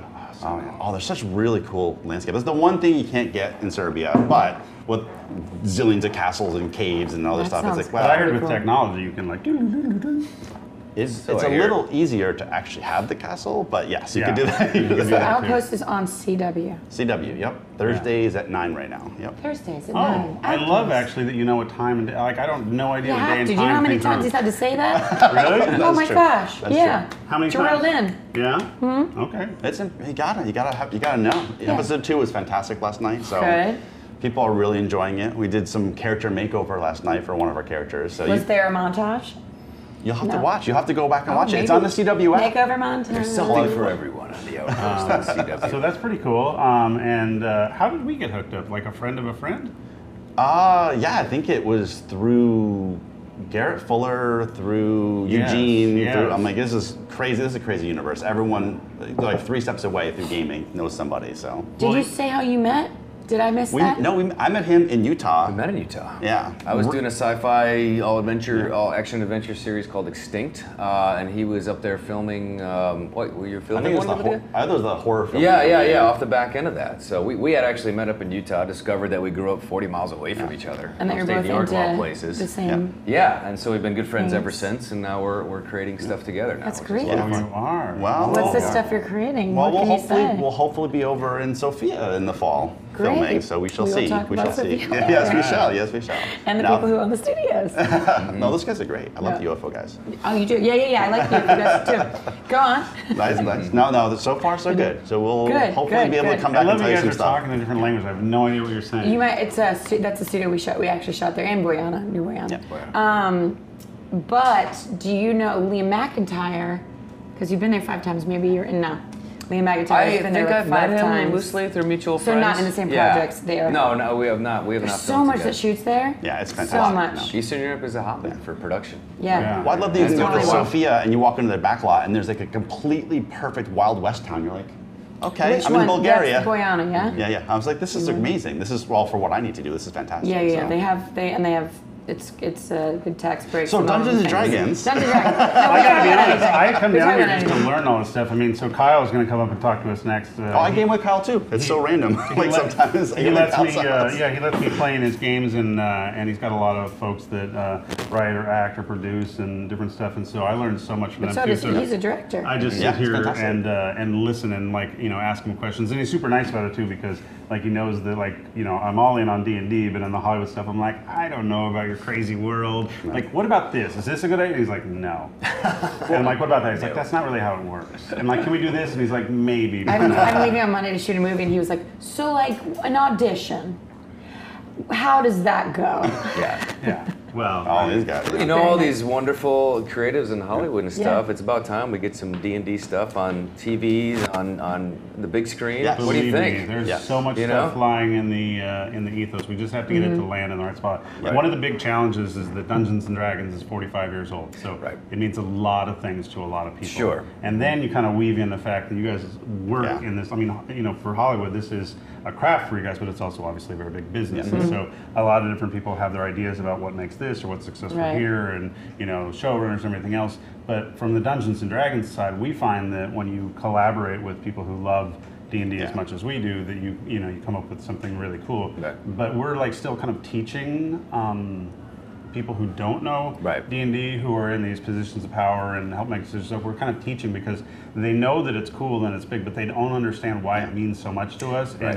And it's really easy to just shorthand it as just say, oh, that's some geek thing, or that's some thing that that's not going to make for a good movie. You're like, no, you don't understand. Dungeons and Dragons is storytelling. Yeah. The stories we As tell. literally opposed to what it Star is. Wars, because people grow up with Star Wars, watch movies. Yeah. Maybe they got action figures, and that's a sort of Yeah. kind of storytelling in itself. But Dungeons and Dragons, it's so immersive that it really does mean something. Right, to, and so to I think people who've been sometimes, playing for a especially while. me as the brand owner, they think I'm being precious with my brand, and I'm like, no, you don't understand. It's not something you can just kind of hand wave. That's why I think it's Right. important to keep people who do love it in the mix Yeah. when you're going forward with these things, because they'll keep the integrity of the game and what it means to so many Absolutely, people. absolutely. And then the other challenge you find is that there's just a ton of stories to be told. So what's the story? It's you also tell? a Right. choose your own adventure in a way, because everyone's Yeah. company has their I own think that was characters. and it's- trademarked.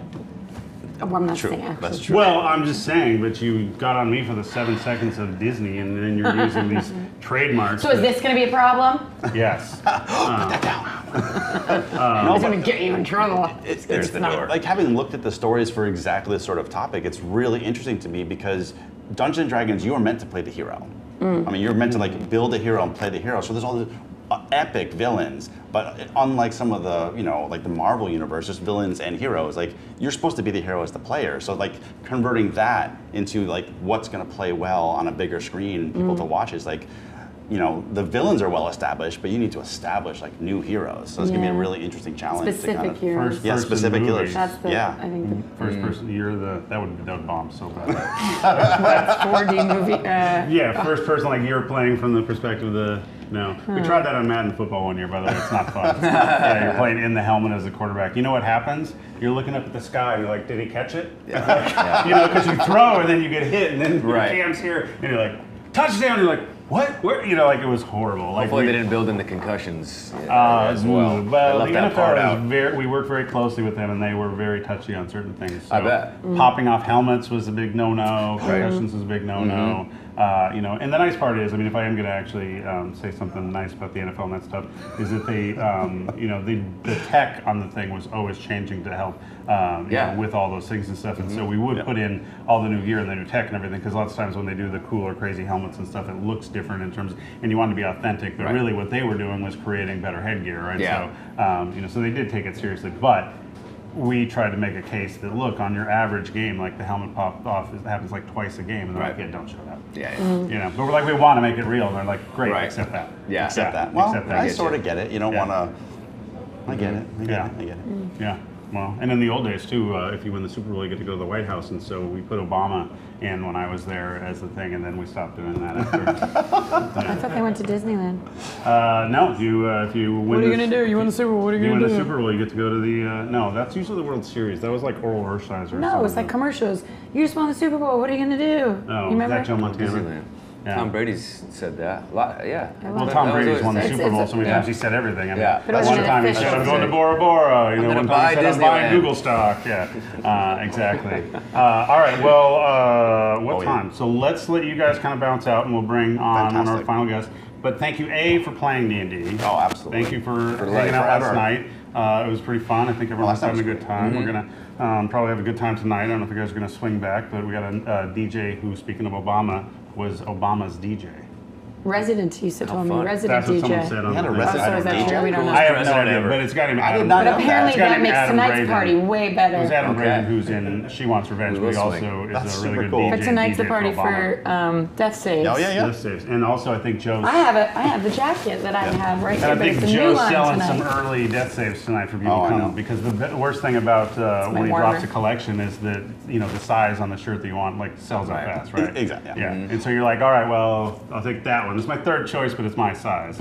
And then he says, go online, and then you go online and they sell it fast there too. I mean, they get stuff back up fast. It's great. But it sells out fast. No, I'm excited. I love that like Joe has the death saves off, but between Joe's death saves and like the Blue Wizard guys, like my wardrobe is filling up here. I don't know guys. Blue Wizards. Oh. Blue Wizard, Blue Wizards. Blue Wizards. Blue I love Wizards. it. I have to have the wizard one. I either play wizard or sorcerer like always. Oh, you're always Yeah? magic user. I have to use magic. I haven't It's used like I'm always a See, I'm sneaky just savvy starting guy. magic, and it's when you haven't done it before and you've just been brute force. For me, it's a little like, oh, here we go, back to learning and new stuff. There you go. But I can't wait to get spell cards. Oh yeah, spell I cards haven't. make the magic stuff so much better. Oh, that's- I just want the little Yeah. flippy thing because I'm not organized and I would just like to be at one point in my life. Oh, yeah, that and just put changes. the little cards Well, in the little changes. Talk to thing. Tito and get some stickers for your That's true. portfolio, That's like true. I did. Those spell I'll cards, look it up. like the nuances of what's written on them make a huge difference. I think so because Yeah. instead of having to click and look it up and remember, I just Yeah.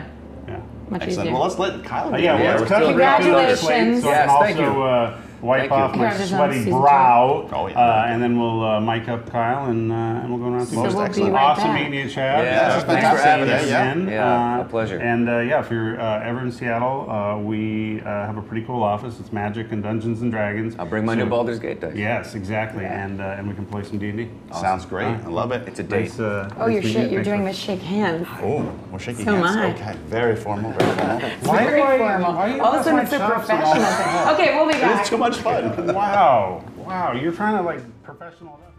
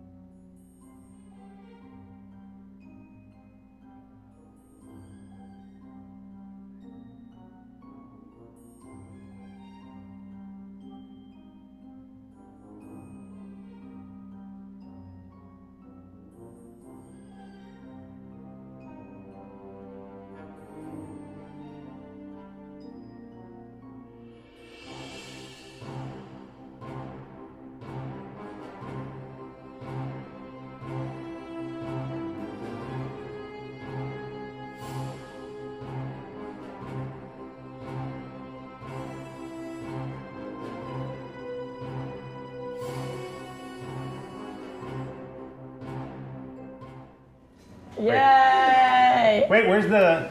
Oh, come on. Yeah. What about the two pop? Do you guys know what a two pop is? No. Yeah, they don't do those anymore, do they? They used to Oh, do them boop, too. boop. Yeah. What? It That's was ADR you the have. color thing and the thing they used to line up with the two pop. That's when you do ADR, they have that. The two pop. Well, something like that. They give you the little, that's Yeah, it. the Enter now, bars get or ready. Yeah. Oh, I'm always, yeah. All right, so probably you guys know Kyle Newman because he has been on Dragon Talk, I think. You've Dragon definitely Talk been a here couple with me times. last year at the San Diego Comic-Con. Him and his partners did a collaboration for Art and Arcana, which was a little successful last holiday. Thank you, everybody, for supporting the book. Yeah, we Yes. got tremendous feedback from the fan community. It was an honor to do the book, and the reception was wonderful. We were Yeah. just But you guys so won some amazed. awards besides, I mean, I think We got sold great a lot of nominations. We have a copies. Hugo Award nomination, which is big what an time. honor. Wow. We've got we were nominated for a Locus Award, and most recently out of Gen Con, they did Diana Jones Award. So very cool. There's Yeah. been some nice, mentions of accolades. We're very proud of the book. Yeah, and it's really it good. I took mean, anyone who a has tremendous amount actually of gotten work, it but just like, oh my god, I love it. Like every page is something it's a cool. yearbook for all the amazing creators and artists who worked tirelessly on D&D over the past 40 plus years to make it what it is. Yeah. It's generational, and it's about all those different voices and the curators and the custodians. And you did a ton of work on the curating the art and stuff. Yeah. And I don't know whether it was someone through you guys, but someone's reached out to us because we have one of the cool pieces, the old white box or the old red box cover image original or whatnot. So Yeah. there's a museum out in Boston that's going to be doing a D&D thing, and so we're going to loan them our. That's amazing. Yeah, and so Yeah. but they're talking to a lot of the folks that Yeah. you reached out to curate because think you guys it got was like really high res scans and. Yeah, I think I helped put somebody in touch with that. Yeah, Liz is on it, so I Yes, think it that's came great. through you. I'm glad they're getting to it because there's something like seeing the artwork in person, Yeah. which we had the opportunity to actually see some of these things. You've seen pieces I've never seen. Rephotograph them at the highest possible Yeah. scans that you could do. So trying to present it to people so they can finally see these things. You can see the brush strokes and the detail and the care in it. And it's removed of trade logos and UPC symbols. You get to go see native art sometimes. That's beautiful. Yeah, it's really nice. And you guys technically know each other for probably years now, right? Well, you guys are not in the that same. many, but like same through social group circles. friends, Yeah. like James Our Gunn. good friend and a James few- Gunn. yeah. guys go to James James? gotten into D&D recently. Has he? Really? I haven't I know seen him. James I've has played seen with Chris's Joe. though. Joe and Megan really? because we play in a couple of games, Joe and I, weekly, and we're trying to get James back, but he's out of town for a while. Yeah, now, busy for the I rest of his basically only life. see him and Jen now at Christmas, at the Yeah, the Christmas Christmas party. party. But his holiday party is like, I mean, that's got a the great invite you want to be a on, white right? elephant party. It's It's very really fun. funny. It's very boisterous, and yeah, there's a lot of people. Michael Rooker But is it wasn't going to always happen this year, and then star all of a sudden it was. attraction. Oh yeah, he is. And then Hasselhoff was there this year. Was that this Yeah, year? you're right. Hasselhoff was there Yeah, this year. Yeah. and it was very funny to see him like figuring out what was going on. I would like Yeah. Hasselhoff to play D&D. I'm okay with that.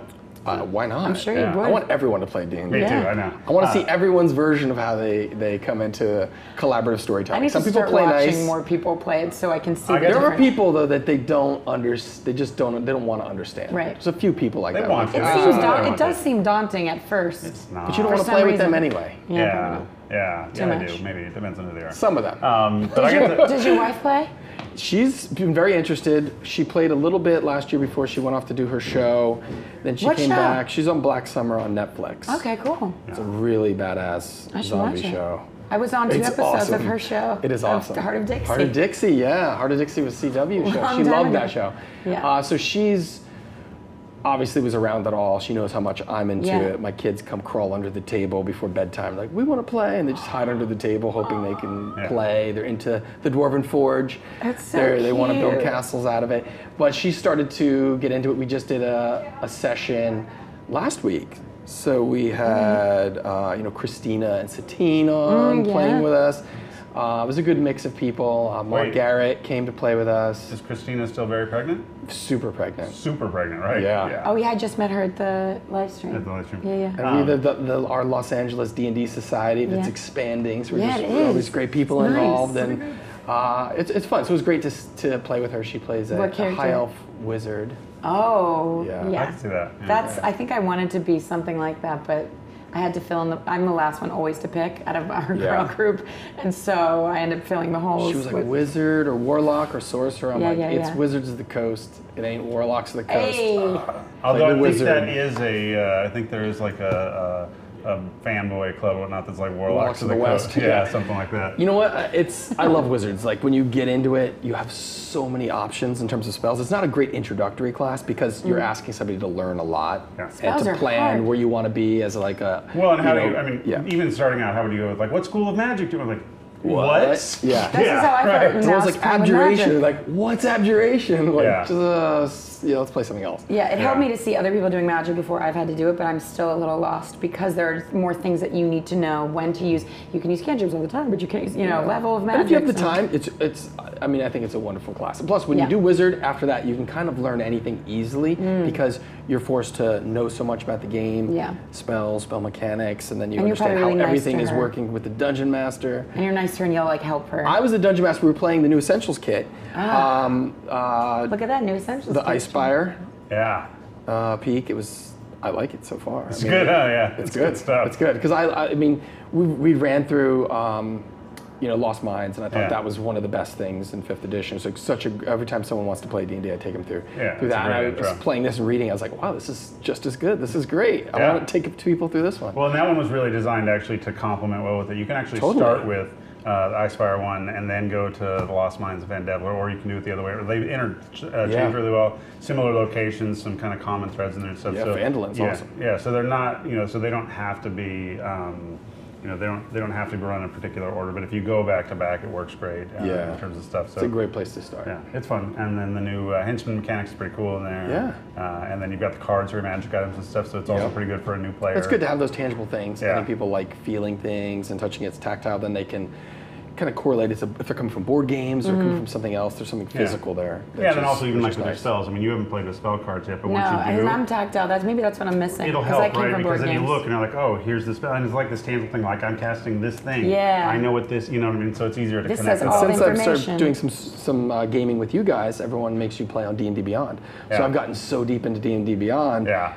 And then I was exposing it to more people. Like, this is so easy to build a character. So oh my easy. god! I'm like, it filters out what you don't. The things that can confuse you. You're like, oh, bards are cool. You're like, no, stick with your chapter. Stay with one. Yeah, and it helps you filter that. So we've been loving the D&D Beyond, and then all your spells are right there, and your condition. It's so cool. Yeah, and that was good for tracking condition trackers along the way. That's great for new players as well. Yeah, and I'll play on my phone. You know, I mean, I travel sometimes. You play on your phone? Well, because I play a because I play a rogue. And I don't have to keep track of spells and stuff like that. Lots of times, all I'm really doing on my character sheet is tracking conditions and hit points. Because I'm using arrows and stuff, like I don't have to track how many spells I've cast or how many at this level or anything. And then even like on rolling the hit dice and stuff, where you get a finite number. So it's just like looking at your numbers. And you can you can track it. I mean, you can go up and down on there, but as long as you didn't have to flip through a bunch of sheets, it's okay on your phone. It's only if you had to flip the spells back to this bit that it would start to get a little bit cumbersome. And then once you play your character for a little bit, I mean, you kind of know how many D8s and D6s and everything you're going to roll when you do damage. I don't think I ever remember that stuff. I always lay my dice out now. I'm like, this is this round one attack, and this is a Gloomstalker. So this is the one I'm playing. So I also have to lay out all the combinations and permutations for the sneak attack and and then it's like So you just know which to reach for. You got little piles of actually like all right. I have Elven accuracy, so it's like I'm going to get triple dice on my rolls. It's just like there's a lot. We are at level 11 right now. I've never been that. I don't think we've ever played that high. Yeah, it's cool. So you get to really cool things. There you go. We did another campaign prior. We went through the starter set, and then we went through the Princes of the Apocalypse, and I think we took our characters up to 14. I was a wizard in that. Really? Wow. And then I'm in 2 campaigns now over at Joe's. So we're doing Tyranny, which Joe is DMing. Yes. And I'm playing a half-orc zealot barbarian, which I freaking love. Nice, and I like they're doing the half-orc on the thing. I think an orc or a half-orc's a good build for a barbarian. It's great. There's a lot of flavor to it. Yeah. And Polar Master is a cool feat that I'm playing with for the first time. And then we're also doing, we play tested some of the Dragon Heist, and now we're continued the group into Mad Mage. Yeah. So we're deep in Mad Mage. People are dying. How many are you every playing? level. Like you have a bunch going on at once. A lot. On average, wow. When do you have time to do this? Well, it's like pro D&D. All I want to do is play D&D. What else matters? matters? Things to bed, right? And I've started playing downstairs. That's why I was always into board games, and I don't go out, I don't drink, I've never done anything. So I'm always about games. Yeah. So people started coming over once I had kids to play games. We'd be like, all right, we'll play downstairs and let's do this. He's got his room basically off the like entry. a gaming room. You go downstairs to his gaming room, but it's also connected to the garage, which he doesn't park cars in. He just uses it for all of his dwarven forge.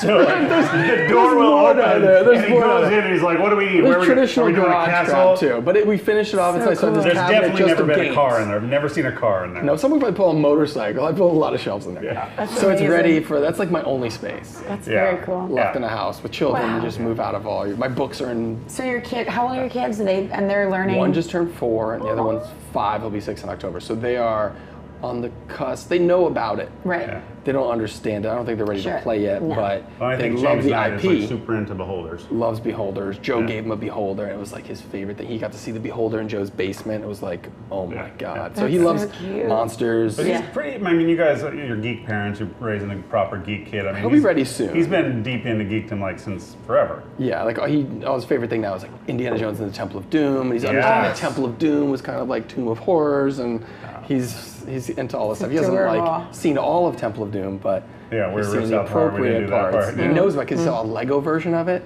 Oh, you can go watch a Lego interpretation of the scene. So he's like, I know that he breaks a heart. You're like, yeah, he breaks a heart. He breaks a heart. Yeah, heartbreaker. That's adorable. But yeah, they're into it. Like that's gonna be so cute. They all and James getting into it, so cute. So you're a writer, you're a director, you're a producer, father of Leo and James, and husband. Like you got a full docket. You're pretty busy. Every day is pretty busy. Yeah. You know, it starts out early, and then actually today, like you got up at like crack of dawn to drive down here. Yeah. You drove down today? Yeah. Oh my gosh. It was so much better. 6 a.m. You leave, you're down here with one McDonald's stop 8:30. Boom. I did a night drive, and that was really easy too. And you kind of miss all the morning traffic. Yeah, missed all the traffic. Yeah. But I mean, D&D is. I think it's important for people to get into it early. Obviously, you tailor it so it's appropriate, but the collaborative storytelling, the problem solving, it's a different way of approaching stories for kids. A lot of it's just fed to kids, but sometimes when they can help author it and create it, and they can kind of feel ownership and fall in love with the characters that are in their world as opposed to being told to them, it's empowering. So I think it's probably good to get kids involved earlier. Well, that's my favorite thing, right? I mean, any parents who say, "Oh, my kid's getting into D&D or Magic," I'm like, "Good, you want that?" Like those are both great things. Like Magic helps you with like really strategic thinking and math-minded, and like D&D is like really with kind of creativity and cognitive skills and kind of collaboration, problem solving. So you're like, good. Either one of those is really a good habit. It also shows them the world is bigger than what you just see. It's and you're getting together with friends. People aren't messed up when they play D&D because you'd be a terrible group player. Like people I play with, they're calm, they're focused. It's like they're serious about gaming and they want to. When Thor comes, he comes with his. Thor's got wrist gauntlets. Our one DM, he's actually Norwegian, ex-military. Wait, Thor the one? Is that the no? Thor, can I do you know Thor? Is that the guy, with the scooter? No. But you're talking about Casper. Oh, Casper. He broke his leg. He plays over his place. Casper is my neighbor. Yeah, he lives like around one corner. Like you literally just kind of like come around the corner and like there's his house. Nice guy. But he couldn't like walk over because he was on the scooter. He hurt his ankle badly. Yeah. But it's better up now, right? I think he's ready. I think you just went to a soccer or a football match with him a couple days ago. I saw you guys on the Instagram. He's up and about. Yeah, we're both fans of Arsenal out of London. Yeah, and both fans of D&D, both fans of geekery and storytelling. I mean, it's just what's great is what's gathered around 5th edition and this current movement and iteration is powerful community, and people are kind of rallying behind the importance and influence of D&D. No one's afraid to talk about how it's changed imperative so much. it has been, and like the foundation of them as an artist or a storyteller or producer or writer. Now it's safe to say right now that like between you and Jamie and all these different folks in Hollywood at all levels and stuff like that, I mean, more of your friend network whatnot plays D&D than not. There's a lot of people now that want in. They're like, hey, why aren't you letting me in? I'm like, well, I tried to get you in a few years ago, and you're like, I don't know, this is weird.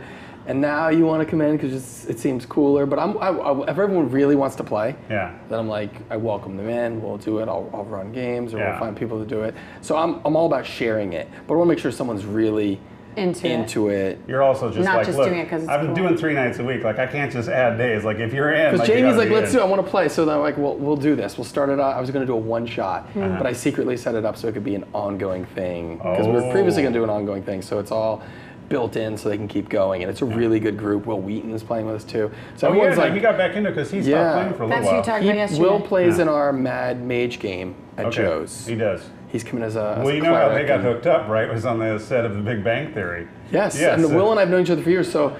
And he's like, hey, Joe and I talked, and I was like, Will wants to come into the game. We just made it happen. And Joe's super welcoming, so there's all these great people. And he's played for years. Like, he's played many editions and stuff, but he kind of like dipped out for a while. I think he was writing some books and doing some stuff. Yeah. But his son actually writes Adventures League content. Really? Yeah. So like totally on his own. Will didn't hook him up or anything. He just started doing stuff, and and he's been a pretty good part of that community for a while now. So cool. And so I think Will's got a kind of like a proud father moment where it's kind of like they both get to geek out. And then so it's cool that Will's back in. The natural evolution probably trickles down through his father's passion. Yeah. So it's fun, and he loves all geek things too. I mean that's a funny thing, right? He's a champion of all that wonderful stuff. You know, I loved his tabletop show. I loved everything he's ever done, all his movies. So he wears his heart on his sleeve with it. So it's great that D&D is like getting the attention it deserves. I just never had an opportunity to play really when I was younger. I didn't know that for some reason, like that's why we started. I didn't know that girls, it sounds stupid, but I didn't know girls played that or could play that. And it's weird, it's nascent days. You look at old pictures of D&D societies and groups from the late 70s, there were a lot of girls playing. I think the stigma that came in with the Satanic Panic started to polarize it, and you saw less females playing after that. Okay. So it kind of was part of that paranoia, because early days it felt like there was a pretty interesting mix, almost an equal mix. I didn't even know anyone. I didn't even know boys that played it. I'd heard about it, and I didn't really know. And then when finally the opportunity came, to like a girlfriend said, "Hey, have you ever wanted to play this game?" I said, "Yes." I've always I'm so into that fantasy world. We didn't advertise that we were playing it because it was. Well, because people thought it was uncool. It's like self-ostracizing. Yeah, like, but now it's now you can have streetwear. To be you can talk about. There weren't really shirts right. or clothing or things like you could help identify with it, and also I think the culture has caught up with Dungeons and Dragons. People are playing it now because they realize they're already familiar with the vernacular. They've already been assimilated into it. They're like Harry Potter, Lord of the Rings, and Game of Thrones. They're like, oh, fantasy, elves, and magic, and rings of power, and magic labs. Like, I already like this stuff. Okay, I'll play. Whereas before, there was like a threshold, and it's also very literary, very math specific, and it was overwhelming. There's a lot to learn. 5th edition has simplified the game in such a nice way, but still it's reverential to all the best parts of the past, and it's opened it up to everyone. He says this better than I do. I did give him some money. You did? Yeah, I thought I was supposed to. Yeah. You a little too much, I'll give you that. Well, actually, like in the social media stuff, you're supposed to say when something's like a sponsorship or an ad or whatnot, but I'm like, I don't even understand how that works, because I think Kyle's technically giving me money, right? Like, because he's a licensee of Dungeons and Dragons, and they do their stuff for the book. Right? So when they do the stuff, but when he's going out and like selling D&D like this, like I don't tell him what to say. Like that means you're supposed to give him a better deal when he's licensing. Is that a like he's doing? The stuff he's saying is like the exact stuff that we tried to do. You have to let him direct the movie. Put out 5th edition. They have to go fancy with that. You are fancy, Kyle. I don't know if we can. No, there's. You know what is the good thing about it is I think there's a time coming where there will be more. Media for D&D. I mean, it's inevitable. It's one of those. It's like a sleeping giant. I think of an IP. You're just trying to figure out how to do it. It's probably the biggest untapped IP. And some people probably look at it and go, "Oh, D&D the movie." But it's not Marvel the movie. Right. It's not DC the movie. There are amazing. There's hundreds of novels. There's amazing Captain things. Marvel, and I like that. Yeah. But apparently it's Marvel. Marvel. In the movie. But you know what I mean? There's a bigger world, and there's so much lore, so much history, and so many great things to mine. That I think once the floodgates open, people will be like, I think it's like just hard to pick where to start. Kind of. Is that how you think? I don't know. There's lots of great starting points. I think it's just a matter of getting the again. You're saying earlier about the educating too. You need the right visionaries to kind of to kind of stake their their reputation on saying like this is so there's millions of places to start. Yeah. But I think that it's like when you first play D&D and the DM goes, "What do you want to do?" And you're like, I can do anything. I remember feeling so awkward. I don't know what to do. That's so polarizing, right? Because you're like, what can I do? How did you feel the first time you played it? Like, did you guys? I remember being, because I am not afraid to be ridiculous most of the time. But I remember all of a sudden feeling so like, okay, should I hit someone? I don't know. Well, I'm like doing the voices. I played a big giant fighter who just hit things with the sword. But you were young, right? So maybe you just had that reckless abandon. Well, but it was also 2nd edition, and so basically, like, it was either, kill or be killed. I mean, like one hit from something and you were dead. But doing voices as like when a kid in front of people, like, or doing a character. Because I was playing with my older cousins and stuff like that, so I was a little conscientious of that. They've been playing forever, so I mean, I was more just kind of describing what I was doing, and we didn't get in the voices. But my cousin had like this character Ramrod who had this whole lore around him, and like had his own castle and keep, and was like 100th level and could obliterate things with blah blah, and like he just meant so. I'm like, so I realized really early on, I'm like, oh, you're just making this stuff up. Like you can just do whatever you want. I figured that out. It took me a little bit. Yeah. But yeah, I don't know. How did you feel? I watched it peripherally because my older brothers played, and I was a little too young probably when I first was exposed to it. I was like 5, 6, 7. I wanted to play, but that's how I learned how to draw. I was like looking through monster manuals and hanging out, hearing them play. When I started to play, the kids had a better grasp of the rules, but it was still a little like anything goes, and the DM was had a little too much power. I played a druid, half elf. Wow, that was your starting? Druid half elf. Wow. With like nature magic. It was a little different. But you really don't, you have to play it a lot to fully understand it. Yeah, the groups would change still a lot. And that was probably, like mid 80s to late 80s. We played that edition. And helps watching it first, I think. But you had to watch it a little bit first. It's overwhelming a little bit at first, but once you're in for an hour, you're like, oh, I get it. It's like any game, any board game. Like, but then it becomes so easy and so fun. And I mean, granted, I don't know a lot of the rules very well. You don't have to. Like, you literally I tell people, read, what do you want to be? And they're like, I want to be, I think this, like a rogue. I'm like, just read the rogue. Don't worry about anything else in the book. Yeah. Just familiarize yourself with this. Think about what kind of character you want to be or how you want to conduct yourself. Talk about that. And that's it. Don't worry about anything else. Yeah. Then naturally, once you're hooked, it's simple. You're going to want to go back and read. But a lot of people have to read this whole book. You're like, never. That's what I'm getting to the place now where I want to go back and start reading. I still haven't read the monk chapters and the sorcerer. I'm not interested. Yeah. I'll go back and read them. Some people are like, what is your problem? What is it against monks? I'm like, I don't like them. So just the monk. What else have you not read? You can be the monk and do your cool thing. I don't need to read the monk chapter. Use your cheat what points. Can monks do? I'm like, what are cheat first of all, points? you get flurry of blows, so basically you can have hopefully 3 or 4 stun people a lot. hits, and then secondly, you don't use weapons or armor or anything. Like you get advantages for basically not having that stuff.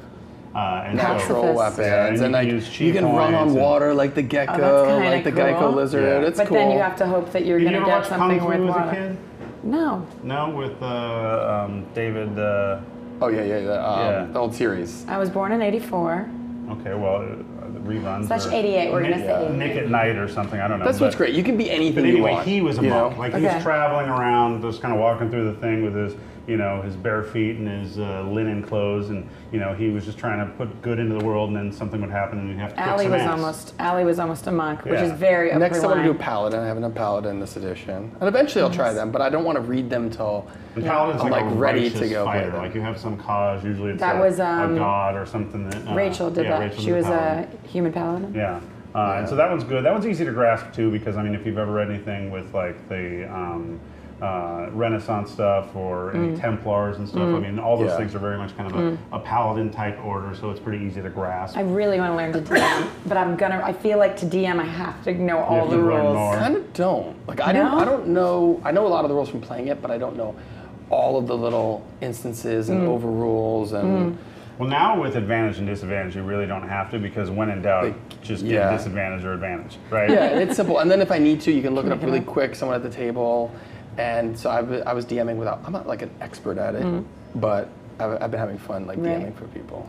Yeah. So don't feel overwhelmed. I've DM'd for my wife and just try it. It's one of those things, just do it, and before you know it, you're like, oh, I can do this. I can do this. Just do it once. And again, I do so many voices, and I love. If you're good at the voices and stories, then you lean into that part, right? I mean, it's just, don't go into combat heavy stuff or stuff where you have to get really crazy. You know what I mean? Maybe like, I'll start with the kit. Interactions. Say it again. The essentials kit. Thank you. Yeah.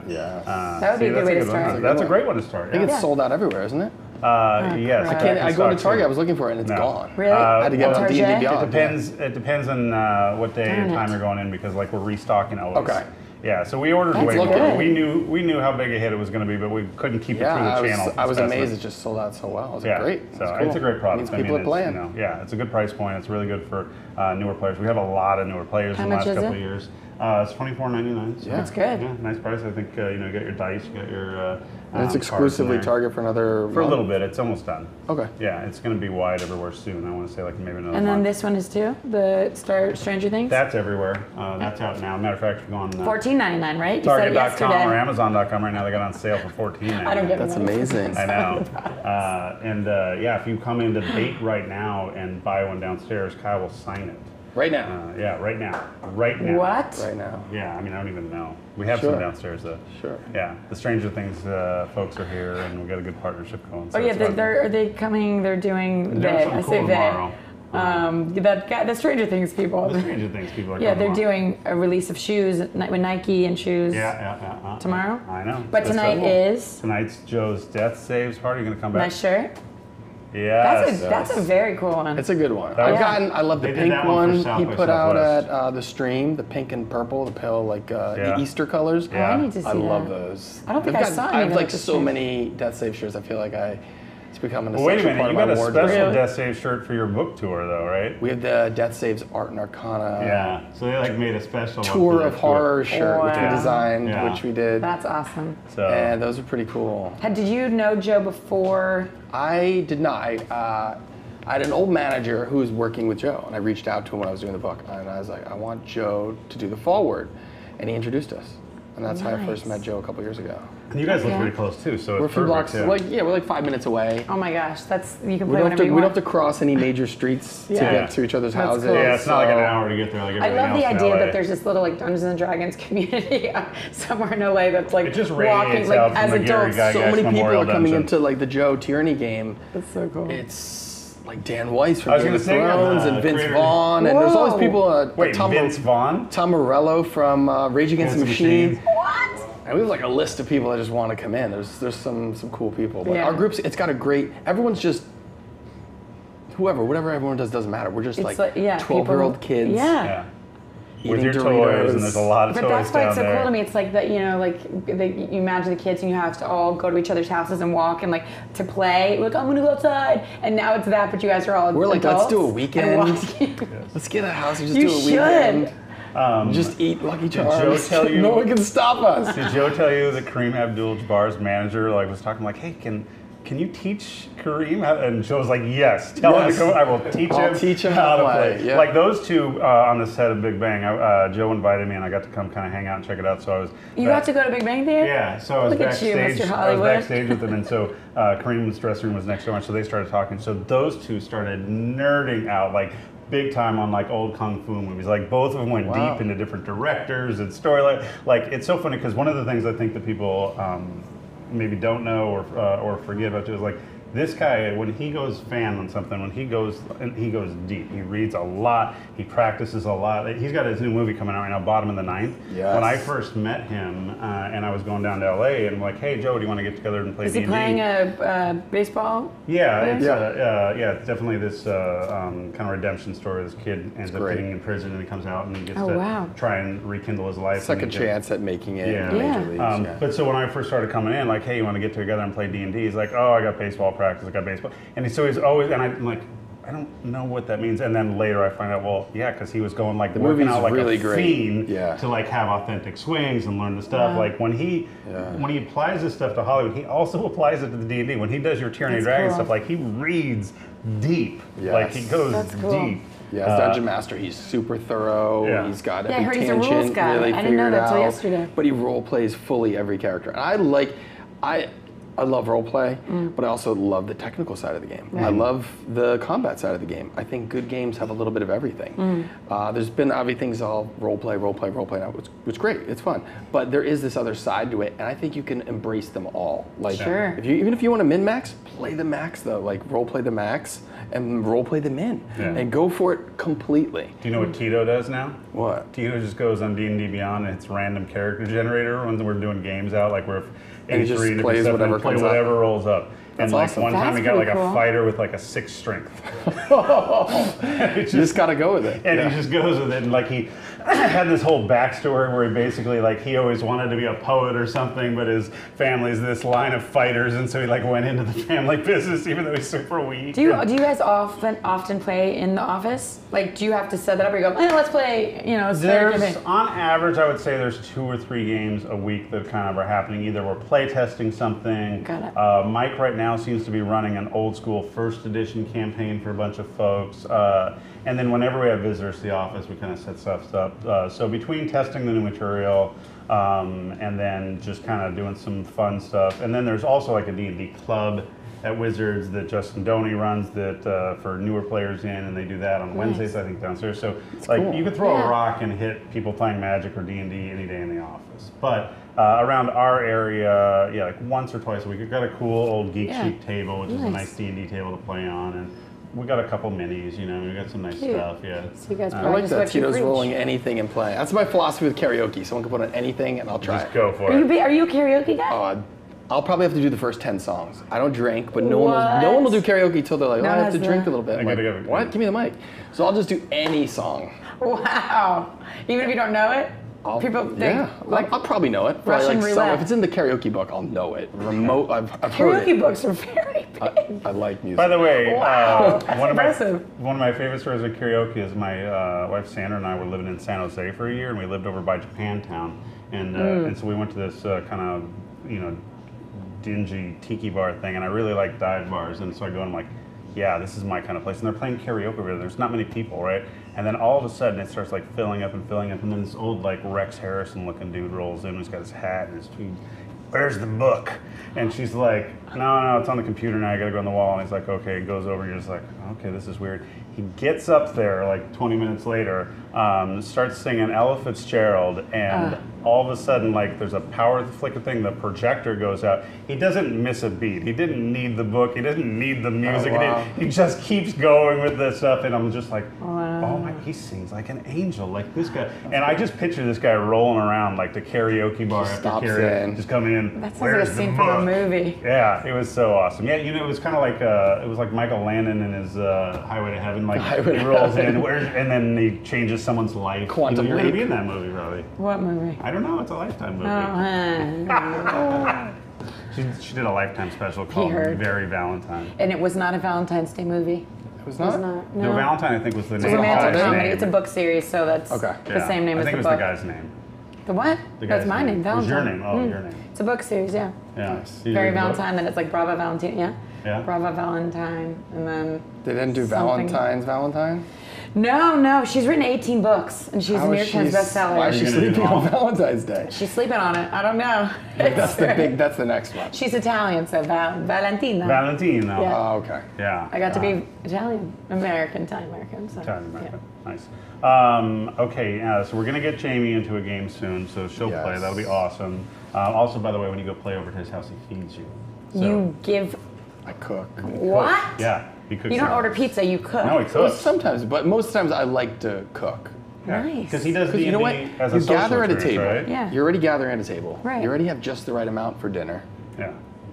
That's Do you very want to eat hospitable. Cheetos or do you want to eat amazing soup? Amazing Do you soup. wanna What's your eat- specialty? Soup? I'll do soups, chilies, roasts, chickens. No. Wow. Like sometimes when I'm in town for meetings, I'll just stop lasagna. by for dinner. And I'm just like... That or sugarfish. Yeah. Sugarfish, yeah. I don't do sushi. Did I take you for your first time? No. I think so. With Casper, we went with Casper. yeah. That's a funny story. To But be told later. what was I going to say? What's the Nick, Joe's brother though? He hooked us up with that Pokeball place. Pokeball. Yeah, so that was pretty legit. Yeah, definitely at Joe's. His games tend to be more like 6-hour sessions. Wow. Yeah. How long are Like you? And to start actually, by 6 p.m. if Joe had his way, they'd be 9-hour sessions. Oh yeah, I would rather play like if I didn't have children, probably I'd play like noon to midnight. Yeah. Sleep at the same place, wake up. I mean, Sophia Like a comes weekend. You need to have a downstairs weekend and trip checks with me. on you at like 4 hours and says, "Okay, honey, I'm going to bed now. Are you going to play all night?" Like She'll seriously, check in. It's like, who's winning? You're like, Yeah. No one wins. She does that to troll you guys. She does. She loves it. Though. She's very supportive of his habits. And she's also super gracious. Like she's not playing with us and everything, but she's making sure everyone's got liquids and is doing well and stuff like that. And so you're like, come and play. She's like, no, you do your stuff. It becomes like family. You know, you're playing D&D. Like we have a Tuesday night game we've been doing since 2015, and we go up to like 8 p.m. to like 12 or 1, and that's where it started. So it's like, well, we're gonna eat on a Tuesday night, so you might as well. Yeah, you usually have to. Do you still do Mafia? Do you still play Mafia? How does that figure in? You know, I get a lot of flack because I've stopped playing as many board games and other games because D&D is like consumed your life. Kind of consumed, but we do. Infrequently, but every couple of months on a Friday or Saturday. It was really big at one point. Everyone was playing Mafia. We're doing like 12 years. Like we've been doing it for like 12 years. Yeah. We used and to then host now some it's very good games. But now we'll do reunion games like well, every 3 months we'll get everybody back together and people in town. And those are big. Those are like 20 people, and you have to run a room of like 20 something actors and people who all want to be heard. And kind of dominate those personalities and be like, there's order, and Yarva. There's a structure to this, then you can shine, and that's just how the system runs. Have you played Mafia? No, but I think I got to play with James the first time he was at Joe's, and he basically played Star-Lord. He played a Dragonborn, and he was... Are you talking about... And James's Mafia games are great, too, Yeah, his Mafia games. Michael Rosenbaum. Yeah, Rosie. Yes. So. I want to get Rosenbaum playing Dungeons and Dragons. I think you want to get everyone playing Dungeons and Dragons. I don't know because I don't know if he'd be able to crazy. like sit there and just do it because he would. I think he would. He'd be colorful. He'd be really good at it. Inappropriate and colorful. I wonder if Yarva's played. I don't know. That seems like that whole group should be playing a campaign. Yeah. But they don't. But I'm gonna try to get. They will. Yeah. It's a great group of people, of artists and. Well, everyone I've played with over Kyle's has been so much fun anyway, and it's nice to meet the new folks. You have to come over. I would love to. When he's in town, he always guest stars. Yeah. Guest star. This week we're fighting a Sararak, I believe, in the Tomb of Annihilation. Okay. Sararak is a demigod. It's a good week to visit. I love this. Is so nerdy. I love it. Yeah, it's pretty good. Actually, I guest starred in one of their games and like almost died. Like Thor almost killed me with just like a. What I like with Thor is kind of modified what he does, and he's taken the old like crit table and brought it in. So you have lasting crits. I think it's the old second edition thing. So if you go down below a quarter hit points, you're thresholded, so everything's at disadvantage. And if you drop, you get a permanent crit. So none of this like you drop and then you get healed for 1, you're back up and you drop again and you kind of max out the system. You get wrecked. So you're going to get head injuries and lasting injuries. So you don't want to go down. Right. You don't want to keep dipping. Yeah, we just come back to. We're just. It's not like your healer can just wait until you're down. I'll give you like 1 lay on hands or something. You want to make sure your people aren't going below a quarter because they're also losing your efficiency. It's kind of as a grounded realism. And we've been doing it with the meat grinder mode in Tomb of Annihilation. So you got to roll 15s. 15s. And only I think 2 of our original 6 are still. I think George told me like he was rolling up a new character, right? Yeah, he died like once. Twice. He died twice. Do you think are there DMs who just want to kill off people's characters? Our DM Thor, he's very fair. He'll stick to play by the rules. So it's like, and if he kills you, he kills you. And if it's kind of unfortunate, it's. I mean, he's gracious with it, but he's not like out to try to murder you, but he's also not out to be easy. Right. But I played in a game over his house and Adam tried to kill me. Adam just tries to murder me. Yeah, but just him. I don't know Adam's last name. It's Adam Carasso, yeah. He's a good friend. So it's. But he was only trying to kill you. He just hated my cleric. He's like, I'm gonna kill your goddamn character. Yeah. And I survived. But if your characters go down, do you then bring them into other campaigns? Do you ever research, or do you most of these they sit there and they're retired. I know a lot of people, like Joe brings his characters through different things. I've never done that. It's interesting. Like I've been thinking about characters a little more long term. So this Gloomstalker Ranger, I've been thinking about trying to keep it going. And bring to other games. Build right there. It is. It's the first time I've ever done multi-class. Yeah. And everyone was doing it. And wow. he gave us an extra feat to start with, so already the character's like it's like a supernova. You shine bright and then you kind of fade as the battle goes on. Yeah. But you can have an insane opening round where you do like 150 damage at level 10. What? Yeah.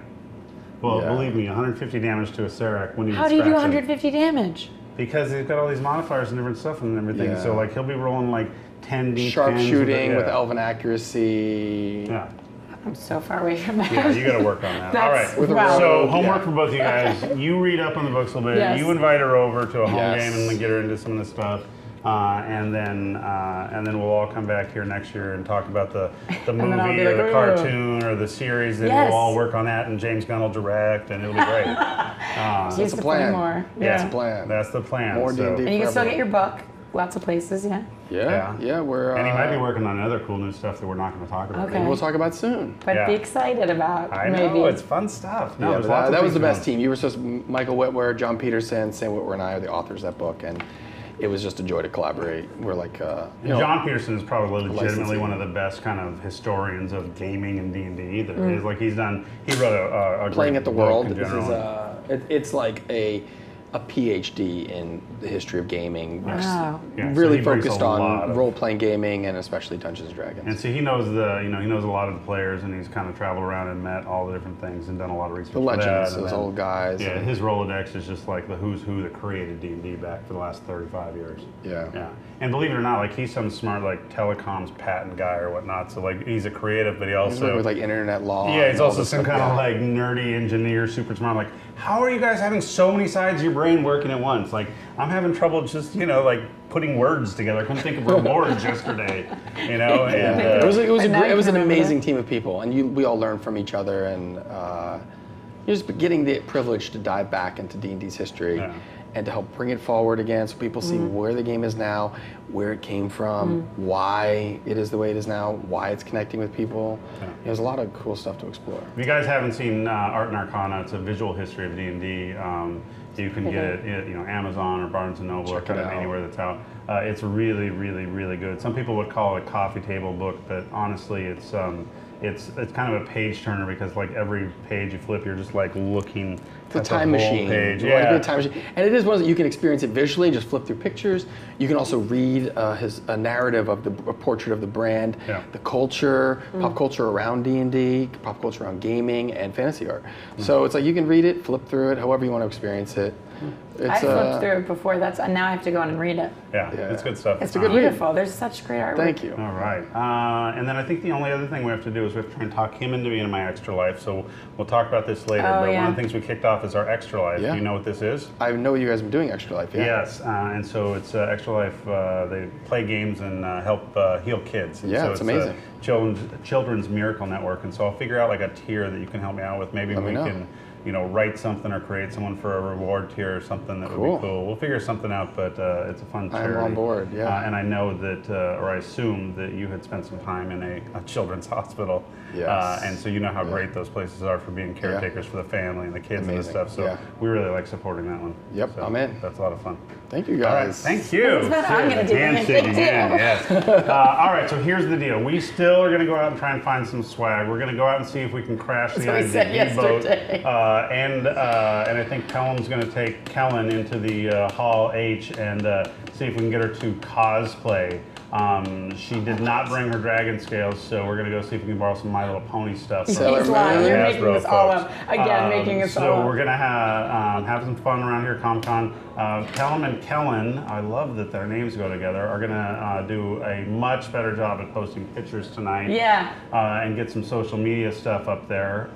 And my wife was watching and giving me notes on the way, and so she told me what the name, the you're not supposed to say the word that you said you're not supposed to say. I'm not going to say it again. I don't want to get in trouble. Word that I'm not supposed to say? Dissociative identity disorder. That's what you say now. That's what you say now. Dissociative identity disorder. Yeah. Thank you. She's and in 2 years there'll be something new.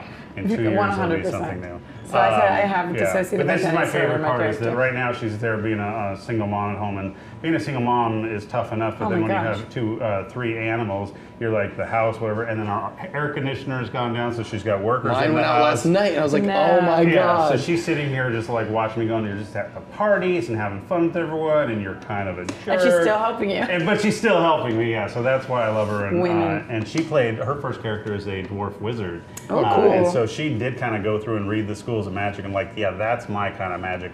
And she's also what like, kind of magic she picked? I want to say she's a conjurer. Oh, cool. But also she's a cloistered scholar. So basically she's just like on this search for like these old ancient, she just like is convinced that there's these old scriptures that are like the answer to magic and life, the universe and all this stuff. Cool. And so, you know, she's always searching for that. So like gold is like, yeah, whatever, gold, you know, kind of stuff like, that makes wait, sense is there an old book? Like, you know. That makes sense how she is with Call of Duty then to go, and she's always trying to look for Yeah, exactly. So, so yeah, she's watching and helping give me stuff. So we talked a lot more D&D this one because you know so much. You know some stuff, and also because she reminded me like, hey, you guys might want to talk a little more D&D. I'm like, oh, that's right, we're on a stream. Son of a. So it's nice that I've got friends helping. My wife, Kyle, you. Appreciate this is like your Emmy speech thanking your wife. I know. It's great. Well, it's funny. I'm actually, you know, this is a fun marriage because we got into it because I think we were both geeks and bonded. You know what I mean? It was like when you find your other geek, you're just like, oh, cool. Like we can be dorks be your together. real self. Yeah, and kind of stuff. And so it's one of those things I'm where still it's looking just for my mutual geek. Yeah. I bet he's here. He might be. Let's go walk around. All right, go so Nick Kelen showed up, which means our time is over here. So let's see everyone tomorrow at 2 o'clock. It's at 2 to 4 tomorrow. 2 to 4 tomorrow because Joe's going to be downstairs at 1 selling Death Saves, the new summer collection. And so we want to check out that cool stuff. Told him I want Death Saves Junior. Yeah, yes, that's what I'm talking about. Yeah. Yeah, all right. So watch this. Pelham's probably going to get this up on the YouTube soon. We'll get some pictures from what's going on at Comic-Con and have some more cool guests tomorrow. So thank you, Kyle. Thank you, guys. Thank you, folks behind the scenes over there, and everyone watching. Really appreciate you putting up with the random, nonsensical dialogue that I was spewing, and also the good information that they were sharing. So, all right, see you tomorrow.